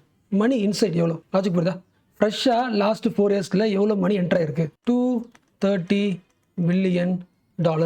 ஓகே. ஸோ டோட்டலா வந்த காசு பிரிச்சு பார்க்கல, கிராஸ். அதே 4 இயர்ஸ்ல, லாஸ்ட் 4 இயர்ஸ்ல எவ்வளோ காசு வெளியே போயிருக்கு? எக்ஸிட். ஒரு 3 பைப் வழியா காசு வெளியே போயிருக்கு. ஃபர்ஸ்ட் உங்களுக்கு தெரிஞ்சது. அது நான் சொல்றது இந்த லாஸ்ட் 4 இயர்ஸ்ல. ஓகேவா? டெமாசெக் பார்த்தோமா, ஃபுல்லா வித்துட்டு போயிட்டாங்களா, வித்துட்டு அந்த காசு எடுத்துட்டு வெளியே போயாச்சு. எவ்வளவு காசு? 179 பில்லியன் காசை எடுத்துட்டு போயிட்டாங்க. கம்பேர் பண்ணிட்டே வாங்க. அண்ட் சில கம்பெனிஸ், இந்தியாவில் இருக்கிற ஃபேக்டரிஸ், இந்த லாஸ்ட் 4 இயர்ஸ்ல இந்தியாவில் சம்பாரிச்ச ப்ராஃபிட் இருக்குல்ல, அந்த ப்ராஃபிட் என்ன பண்ணல, இந்தியாவிலேயே இன்வெஸ்ட் பண்ணாம அந்த ப்ராஃபிட்டை அவங்க ஓன் கண்ட்ரிக்கு எடுத்துட்டு போயிட்டாங்க, வெளியே போயிடுச்சா? அது ஒரு $119 பில்லியன். மூணாவது பைப் வெளியே போகிற காசு ராயல்டிஸ் சொல்லலாம், இன்டெலெக்சுவல் ப்ராப்பர்ட்டி ரைட்ஸ் சொல்லலாம். ஒரு முக்கியமான பிராண்டை, கம்பெனியை நம்ம யூஸ் பண்ணும்போது, இந்தியா யூஸ் பண்ணும்போது அதுக்கு ஃபீஸ் பே பண்ணணும்ல, அந்த ஃபீஸ் அமௌண்ட் அவங்க எடுத்து போயிடுவாங்க. $46 பில்லியன். 100 200, 300 இந்த 3 பைப் வழியா வெளியே போன காசு டோட்டலா எவ்வளவு வெளியே போயிருக்கு? 179 பிளஸ் 119 பிளஸ் 46 பிளஸ் $344 பில்லியன் வெளியே போயிருக்கு. லாஸ்ட் 4 இயர்ஸ்ல நம்ம அட்ராக்ட் பண்ண காசு, வர வச்ச காசு 230 பில்லியன் உள்ள வந்திருக்கு. உள்ள வர வச்ச காசை விட நிறைய காசு வெளியே போயிருக்கு. லாஜிக் புரிஞ்சா? லாஸ்ட் 10 இயர்ஸா, லாஸ்ட் 15 இயர்ஸா இந்தியாவில் கம்பெனி வச்சிருப்பாங்களே, இந்தியாவில் இன்வெஸ்ட் பண்ணிருப்பாங்கல்ல, பார்த்தோம்ல. PE ஃபண்ட்ஸ், VC ஃபண்ட்ஸ், நிறைய ஃபண்ட்ஸ் பார்த்தோம்ல. இதெல்லாம் சேர்த்து 344 பில்லியன் வெளியே போயிருக்கு. சரி, மேபி ஃப்ரெஷரா இருக்கீங்க, இல்ல வந்து நீங்க ஒரு ஸ்கூல் ஸ்டூடெண்டா இருக்கீங்கன்னா இந்த நம்பரையும் மைண்ட்ல இமேஜின் பண்ண கஷ்டமா இருக்கும். சிம்பிளா வச்சுக்கு, இந்தியாவுக்கு FDI $1 $1 உள்ள வருதுன்னா, நம்ம சம்பாதிக்கிறோம்னா, வர வைக்கிறோம்னா, வெளியே போறது $1.50. இதான் ரூல். இப்போதைக்கு இருக்கிற ரூல். இது எப்போ மட்டும்? லாஸ்ட் 4 இயர்ஸ் மட்டும். கடைசி 10 வருஷம் பாருங்க. லாஸ்ட் 10 இயர்ஸ்ல 12 இயர்ஸ்ல FDIயோட ரூல் எப்படி இருந்திருக்கு? இன் அண்ட் அவுட் ரூல் எப்படி இருந்திருக்கு? இந்தியாவுக்குள்ள $1 வந்துச்சுன்னா ஒரு 12 இயர்ஸ்க்கு முன்னாடி 56 பைசே வெளியே போயிடும். $1 சம்பாதிக்கணும்னா 56 பைசே வெளியே போயிடும். அது கரெக்ட் தானே? நமக்கு $1 வருது, நமக்கு தேவையானதை வாங்குவோம்ல, வெளியே போகும்ல, 56 பைசே. ஓகே, கடைசி 8 வருஷத்துல $1 வாங்குறோம்னா 70 பைசே வெளியே போகுது. லாஸ்ட் 4 இயர்ஸ்ல $1 உள்ள வருதுன்னா $1 $1.50 வெளியே போகுது. This is the reality of FDIயோட இன்ஃப்ளோ அவுட்ஃப்ளோ. இந்த நம்பர்ஸை ஃபோக்கஸ் பண்ணணும். அடுத்த 5 இயர்ஸ்ல இந்த நம்பர்ல என்ன சேஞ்ச் வரப்போகுது யோசிக்க முடியுதா? இது அப்படியே போனா ஆகும். நம்ம கிட்ட உள்ள வர்ற காசு கம்மி, சேவ் பண்ற காசு கம்மி, நிறைய வெளியே போச்சுன்னா 1991 மாதிரி ஆயிடும்ல. ஃபியூச்சர்ல மேபி சொல்றேன், இப்போ இருக்கிற மாதிரி சிச்சுவேஷன், ஆயில் வாங்கிட்டே இருக்கணும், மிஷின் வாங்கிட்டே இருக்கணும், அதுக்கெல்லாம் காசு தரணும்னா காசு கம்மியா இருக்கும்ல. என்ன ரீசன்? நம்ம கிட்ட சேவ் ஆகிறத விட வெளியே போகிற அமௌண்ட் அதிகமாக இருக்கு. இது புரிஞ்சுக்க முடியுதுல்ல? எஸ். ஸோ இந்த 1.50 ரூல் உங்க மைண்ட்ல, இந்த 1.50 ரூலை லாக் பண்ணிக்கங்க. இந்த நம்பரை இப்போ 1990 கூட கம்பேர் பண்ணி பாருங்க. 1990ஸ்ல இந்தியாவோட எக்கனாமியை ஓப்பன் பண்ணதுக்கு மெயின் ரீசன் என்ன? டெக்னாலஜி உள்ள வரணும், எம்ப்ளாய்மெண்ட், அதெல்லாம் ஓகே தான். இன்னொரு முக்கியமான மெயின் ரீசன் என்ன? அடுத்த மாசத்துக்கு நமக்கு பொருள் வாங்குறது கையில காசு இல்லை. ஸோ நிறைய கம்பெனிஸ் உள்ள வருதுன்னா, FDI உள்ள வருதுன்னா என்ன பண்ணலாம்? டாலர்ஸ் உள்ள வரும், வாங்கி வச்சுக்கலாம், நம்மளோட ஃபியூச்சர் எக்ஸ்பெண்டிச்சருக்கு யூஸ் பண்ணிக்கலாம். கரெக்டா? 1990ஓட மெயின் எய்ம் என்ன? டாலர்ஸை முடிஞ்ச அளவுக்கு சேஃப்டி பண்ணிக்கணும் ஃபியூச்சர் செலவுக்கு. இப்போ சொல்லுங்க, உள்ள வர்றது $1, வெளியே போறது $1.50. வெளியே போறது $1.50. இஸ் தட் டாலர் சேஃப்டி கண்ட்ரியா? இந்தியாவில் டாலர் சேஃப்டியா இருக்கா? சி, 1990 சிச்சுவேஷன் அவ்வளவு மோசமாக கிடையாது. பட் இந்த ஃபார்முலா பார்க்கும்போது கொஞ்சம் ரிவர்ஸ்ல இருக்கு. ஸோ இப்போ சொல்லுங்க, இந்தியாவோட 1991 ட்ரீம், அதாவது இந்தியாவை குளோபலைஸ்டு பண்ணலாம், லிபரலைஸ் பண்ணலாம், பிரைவேட் பிளேயர்ஸ் உள்ள வர சொல்லலாம். என்ன ரீசன்னா, நமக்கு அதிகமான டாலர்ஸ் தேவை, இதை சம்பாதிக்கணும், அதெல்லாம் மெயின் ட்ரீம். அந்த ட்ரீம் இப்போ எந்த ஸ்டேஜ்ல இருக்கு? 1991 ட்ரீம் வந்து நினைவா இருக்கா? இல்ல. சி, நம்மளோட எய்ம் வந்து நம்ம கவர்மெண்ட் வந்து சீட் பண்ணிடுச்சு, எந்த கவர்மெண்ட் வந்தாலும் ஒரு கான்ஸ்பிரசி பண்ணிருக்கு, அது கிடையாது விஷயம். FDI சிஸ்டத்துக்குள்ள ஒரு ப்ராப்ளம் இருக்கு. அதான் நம்ம வேலை இல்லை. நாம் உருவாக்கின சிஸ்டம் $1 இன்சைட், 1.50 அவுட் சைட். அந்த சிஸ்டத்தில் பில்ட் பண்ணியிருக்கோம். ஸோ அதை கான்ஷியஸாக என்ன பண்ணுறோம்? ரிவைஸ் பண்ணுறோம். ஸோ கிளியர் இல்லை? இந்த எல்லா விஷயத்தையும் நம்ம எங்கேருந்து ஸ்டார்ட் பண்ணோம் ஞாபகம் இருக்கா? ஃபர்ஸ்ட் 2 ஆர்குமெண்ட்லேருந்து ஸ்டார்ட் பண்ணுவோம்ல. இந்தியாவில் FDI ஸ்ட்ராங்காக இருக்கா இல்லை வீக்காக இருக்கா? ஸோ இந்த கொஸ்டினுக்கு ஆன்சர் கண்டுபிடிக்க ஸ்டார்ட் பண்ணி எதெல்லாம் எக்ஸ்ப்ளோர் பண்ணோம்? இந்தியாவோட FDIக்குள்ள அதிகமாக யார் என்டர் ஆகுறது, யார் சீக்கிரமாக எக்ஸிட் ஆயிடுறாங்க, எந்த டைப் ஆஃப் மணி இந்தியாக்குள்ளே ஸ்டே பண்ணியிருக்கு, இந்த FDIயால யாருக்கு பெனிஃபிட் அதிகமாக இருக்கு, இது எல்லாம் தானே பார்த்தோம். ஆக்சுவலாக இதான முக்கியம். இந்த ஸ்ட்ராங் வீக்ன்ற ஒரு வார்த்தையை விட இந்த எக்ஸ்ப்ளோரேஷன் தானே முக்கியம். பட் என்ன கன்சர்ன்னா, மோஸ்ட் ஆஃப் த பப்ளிக் டிபேட்ல இந்த ஐடியாஸ், இந்த பெர்ஸ்பெக்டிவ் சஃபர் ஆகுது, பேசப்படுறது இல்லை. TV, government, social media, even parliament எல்லாரும் பேசுறது நம்பர்ஸ் மட்டுமே. ஸோ இவங்க எல்லாரும் எதை மறந்துட்டாங்க? ஃபர்ஸ்ட் பார்த்தோம்ல, 1991 மறந்துட்டாங்கல்ல. ஸோ 1991 டைம்ல இந்தியாவோட நீட் என்னன்னு இப்போ நமக்கு கிளியரா தெரியும்ல. கரெக்டா? இந்தியா தன்னோட எக்கனாமி ஓப்பன் பண்ணதுக்கு மெயின் ரீசன் என்ன நீடுக்காக ஓப்பன் பண்ணாங்க? ஃபர்ஸ்ட் மெயின் நீட் என்ன? டெக்னாலஜி தானே. எது மட்டும் கிடையாது, டாலர்ஸ் மட்டும் கிடையாது. அதானே படிச்சோம். இந்தியா FDI அலோவ் பண்றதுக்கு main reason technology, knowledge, skill, இது எல்லாமே கத்துக்க முடியும். அப்ப இந்த எல்லா விஷயங்களும் கிடைக்கணும்னா எந்த மணி முக்கியம்? ரியல் FDIல நான் இருக்குல்ல, ஃபேக்டரி மணி தானே. எந்த மணி கிடையாது? கெஸ்ட் மணி கிடையாது, மாஸ்க் மணி கிடையாது. இந்த விஷயங்கள் தான் நம்ம எக்ஸ்ப்ளோர் பண்ணோம். அடுத்து என்ன பண்ணோம்? இந்த ஃபேக்டரி மணியில் நமக்கு ஸ்கில்ஸ், டெக்னாலஜி தர ஃபேக்டரி மணிக்குள்ள, இந்த ரியல் FDIக்குள்ள, இந்த லாங் டேர்ம் இன்வெஸ்ட்மெண்ட்டுக்குள்ள ரியல் மேனுஃபேக்சரிங் இன்வெஸ்ட்மெண்ட் எவ்வளோன்னு பார்த்தோமா? எத்தனை பர்சன்டேஜ்? ஒன்லி 10.6%. இதெல்லாம் முக்கியமானது. அது மட்டும் இல்லாமல் கடைசி 12 வருஷமா ஆகிட்டே இருக்கு, ரியல் FDIல மேனுஃபேக்சரிங்கான இன்வெஸ்ட்மெண்ட் குறைஞ்சிக்கிட்டே இருக்குல்ல. லாஸ்ட் 2 இயர்ஸாக குறைஞ்சிக்கிட்டு இருக்கு. இந்த விஷயத்தை கரெக்டாக யாரால ஃபீல் பண்ண முடியும்? இன்ஜினியர்ஸ், டிகிரி முடிச்சு வெளியே வரவங்களால ஃபீல் பண்ண முடியும். Diploma holder, technician, labours, manufacturing செக்டார்ல அவ்வளோ ஜாப்ஸ் இல்லை. ரீசன், மேனுஃபேக்சரிங் FDI எவ்வளோ இருக்கு? ஜஸ்ட் 10% தான் இருக்கு. கோர் பாயிண்ட் புரியுதா? இந்தியாவில் பாதி பேர், நிறைய பேர் 10th முடிச்சவங்க, 12th முடிச்சவங்க, ITI முடிச்சவங்க, கம்பெனி ஜாப் தான் வெயிட் பண்றவங்க தான் அதிகம். ஃபர்ஸ்ட் பார்த்தோம்ல, ரிவிஷன் பண்றோம், இதெல்லாம் பார்த்தோம்னா ஆரம்பிக்கிறோம். FDIன்ற வார்த்தையில் ஆரம்பிச்சு, நம்பர்ஸ்ல ஆரம்பிச்சு, இதெல்லாம் பார்த்துட்டு வந்தோம்ல. ஸோ இந்தியாவோட கேட் ஓப்பன் பண்ணியாச்சு. நாம எதிர்பார்த்த மணி ரொம்ப கம்மியாக தான் வந்திருக்கு. கரெக்டா? அப்போ இந்த ஒரு லைன்ல சமரைஸ் பண்ண முடியுமா? இந்த ஒரு லைன்ல புரிஞ்சுக்க முடியல. ஏன்னா எப்பொழுதுமே எஃப்டிஐ பத்தி பேசும்போது FDI is important because it generates employment சொல்லுவாங்கல்ல. பட் இப்போ நம்மளால என்ன சொல்ல முடியும் தெளிவா கிளியரா? Not all the FDIs. இந்தியாவுக்கு வர எல்லா டைரக்ட் இன்வெஸ்ட்மெண்ட் அமௌண்ட்டும் மேனுஃபேக்சரிங் ஜாப் உருவாக்குறது கிடையாது. எல்லா எஃப்டிஐயும் இந்தியாவோட இண்டஸ்ட்ரியை கேப்பபிலிட்டியை இம்ப்ரூவ் பண்ணுறது கிடையாது. இந்தியாவோட எல்லா எஃப்டிஐயும் ஃபேக்ட்ரிஸை உருவாக்குறது கிடையாது. யோசிக்க முடியல. அப்போ ஃபேக்ட்ரிஸ் இண்டஸ்ட்ரி உருவாக்கலைன்னா எல்லா எஃப்டிஐயும் எம்ப்ளாய்மெண்ட் உருவாக்குறது கிடையாது. கரெக்டா? இதான் hardest point. And also next என்ன பார்த்தோம்? இன்னும் ஹெவியஸ்ட் ஒரு பாயிண்ட் பார்த்தோம். இந்த வேர்ட் ஞாபகம் இருக்குல்ல? எக்ஸ்டர்னல் சஸ்டைனபிலிட்டி ஞாபகம் இருக்குல்ல? நமக்கு எப்பொழுதுமே பணம் வர்றது மட்டும் கிடையாது, அதுக்கு ஈக்குவலாக பணம் ஆகிட்டே இருக்கு, வெளியும் போயிட்டே இருக்குல்ல. எக்ஸ்டர்னல் கண்ட்ரிக்கும் அதானே பார்த்தோம். வாங்குற ஆயிலுக்கு பே பண்ணணும், வாங்குற மிஷின்ஸுக்கு பே பண்ணணும், வாங்குற மெடிசனுக்கு பே பண்ணணும், வாங்குற கடனுக்கு பே பண்ணணும். ஸோ பே பண்ணுறதுக்கு என்ன தேவை? டாலர்ஸ் தேவை. இது எல்லாத்துக்கும் கண்டினியூஸாக பே பண்ணுறதுக்கு, நமக்கு தேவையான வாங்கிக்கிறதுக்கு கண்டினியூஸாக நமக்கு காசு வருதா? காசு அவ்வளோ இருக்கா அப்படின்னு பார்த்தா ஒரு கொஸ்டின் மார்க். நமக்கு எக்ஸ்டர்னல் சஸ்டைனபிலிட்டியாக இல்லை. ரீசன் என்ன? நமக்கு வர்ற காசை விட அதிகமான காசு எங்கே போகுது? வெளியே போகுது. அதான் பார்த்தோம். அதான் லாஸ்ட் பாயிண்ட். இதான் ஹெவியஸ்ட் பாயிண்ட். அந்த ட்ரெண்ட் ஞாபகம் இருக்குல்ல? ஹிஸ்ட்ரி ஞாபகம் இருக்குல்ல? நமக்கு ₹1 நம்ம இந்தியாவோட எஃப்டிஐக்கு நமக்கு ₹1 உள்ள வருதுன்னா, $1 உள்ள வருதுன்னா எவ்வளோ வெளியே போகுது? ஃபர்ஸ்ட் 56 பைசா வச்சுக்கலாம், 56 சென்ட். வருஷங்கள் அதிகமாக ₹1 உள்ள வருதுன்னா 70 சென்ட். இப்போ ₹1 உள்ள வருதுன்னா $1.50. உள்ள வரதை விட அதிகமாக ஆகுது, வெளியே போகுது. உள்ள வர்றதை விட வெளியே அதிகமாக போகுது இல்லை? இதனை கண்டுபிடிச்சோம். நம்மளோட லாஸ்ட் ஃபைண்டிங் எதானே? ஸோ இந்தியாவோட எக்ஸ்டர்னல் சஸ்டைனபிலிட்டி அந்த அளவுக்கு ஸ்ட்ராங்காக இல்லை. ஸோ கிளியர்ல நம்ம இதெல்லாம் பார்த்தோன்னு ஒரு பிக்சர் கிடைச்சிச்சுல. அண்ட் கடைசியாக இந்த பாயிண்ட் நான் வச்சுக்கணும். This is not only the case for India. எல்லா கண்ட்ரியும் தன்னோட எக்கனாமி ஓப்பன் பண்ணுச்சு. ஓப்பன் பண்ணும்போது எந்த ட்ரீம்ல ஓப்பன் பண்ணும்? எந்த கனவுல ஓப்பன் பண்ணும்? ரியல் எஃப்டிஐ தான், மேனுஃபேக்சரிங் தான், டெக்னாலஜி தான், லேபர் தான். பட் நம்ம கண்ட்ரி மாதிரி அவங்களுக்குள்ளேயும் எஸ்பிவிஸ், பேப்பர் என்ட்ரிஸ் பார்த்தோம்ல, financial investment, tax havens, these type of guest money தான் எல்லா இடத்தையும் ஆக்கியூ பண்ணுது. ஓகேவா? இது இந்தியா மட்டும் கிடையாது. ஸோ இந்த சேலஞ்சஸ்ல இவ்வளோ சேலஞ்சஸ் இருக்கும்போது எஃப்டிஐல நம்ம எப்படி யோசிக்கணும்? எந்த மாதிரி கொஸ்டின் கேட்கணும்? எந்த மாதிரி யோசிக்கணும்? ஒரு பேப்பர் பார்க்கும்போது இல்லை கவர்மெண்ட் பேசும்போது இந்தியாவோட எஃப்டிஐயை சைஸை வச்சு மெஷர் பண்ணாதீங்க, சப்ஸ்டன்ஸை பாருங்க. எந்த அமௌண்ட் எந்த செக்டருக்கு போகுது? இந்த டிபேட் உருவாக்குங்க. ரீசன், சோஷியல் மீடியா முழுக்க இருக்கிற டிபேட் என்ன debate? Number chasing debate. Last இயரோட இந்த இயர் நம்பர்ஸ் அதிகமாக இருக்கு. பாயிண்ட் பொறுத்தல நீங்க நம்பர்ஸ் பத்தி பேசிட்டு இருக்க அதே டைம்ல இந்தியாவுக்குள்ள ஃபேக்டரி மணி குறையுது, நிறைய பேர் வெளியே போறாங்க, மாஸ்க் மணி இன்னும் அதிகமாயிட்டு இருக்கு, நிறைய பேப்பர் என்ட்ரிஸ் வந்துட்டு இருக்கு. எதையெல்லாம் குறைக்கணுமோ அது ஆட்டோமேட்டிக்காக நிறைய நடந்துட்டு இருக்கு. அப்போ இந்த விஷயங்கள்னால ஃபர்ஸ்ட் அஃபெக்ட் ஆக போகிறது யாரு? காலேஜ் முடிச்சுட்டு ஒரு யங் கிராஜுவேட், அன்எம்ப்ளாய்டு பீப்புள். சீரியஸாகவே அவங்களுக்கு தானே இந்த ஃபுல் போர்டும் தெரியும். இந்தியா சீக்கிரமாக அந்த நம்பரை சரி பண்ணலன்னா யாருக்கு அந்த ரியல் போர்டும் தெரியும்? Youngsters, next generation. So social மீடியாவில் நம்மளை சுற்றி ஒரு ரேஷனல் எக்கனாமிக்கல் பப்ளிக் டிபேட்டை உருவாக்கணும். ஃபேக்டரி மணினா என்ன, கெஸ்ட் மணினா என்ன, மாஸ் மணினா என்ன, அந்த கம்போசிஷன் ஆஃப் மணியை பற்றி நாலேஜாக பேசணும். எல்லா யங்ஸ்டர்ஸுமே எந்த இன்வெஸ்ட்மெண்ட் ரியல் இண்டஸ்ட்ரியல் இன்வெஸ்ட்மெண்ட்ன்றதை தெரிஞ்சுக்கணும். Technology transfer, manufacturing, export, employment generation, இந்த விஷயங்களை உருவாக்குற இன்வெஸ்ட்மெண்ட்டை என்கரேஜ் பண்ணணும், பேசணும். அண்ட் எவ்ரி இயர் இந்த குட் பை சொல்ற அமௌண்ட் இருக்குல்ல, கெஸ்ட் மணி இருக்குல்ல, எக்ஸிட் ஆகிற மணி இருக்குல்ல, அந்த மணி அதிகமாகுதா, அதோட ஃப்ளோ என்னன்னு வாட்ச் பண்ணிட்டு இருக்கணும். சீரியஸாக வாட்ச் பண்ணணும். இது எல்லாம் தான் இந்தியாவோட ஃபியூச்சரில் எம்ப்ளாய்மெண்ட் எப்படி இருக்க போகுதுன்றதை முடிவு பண்ணணும்.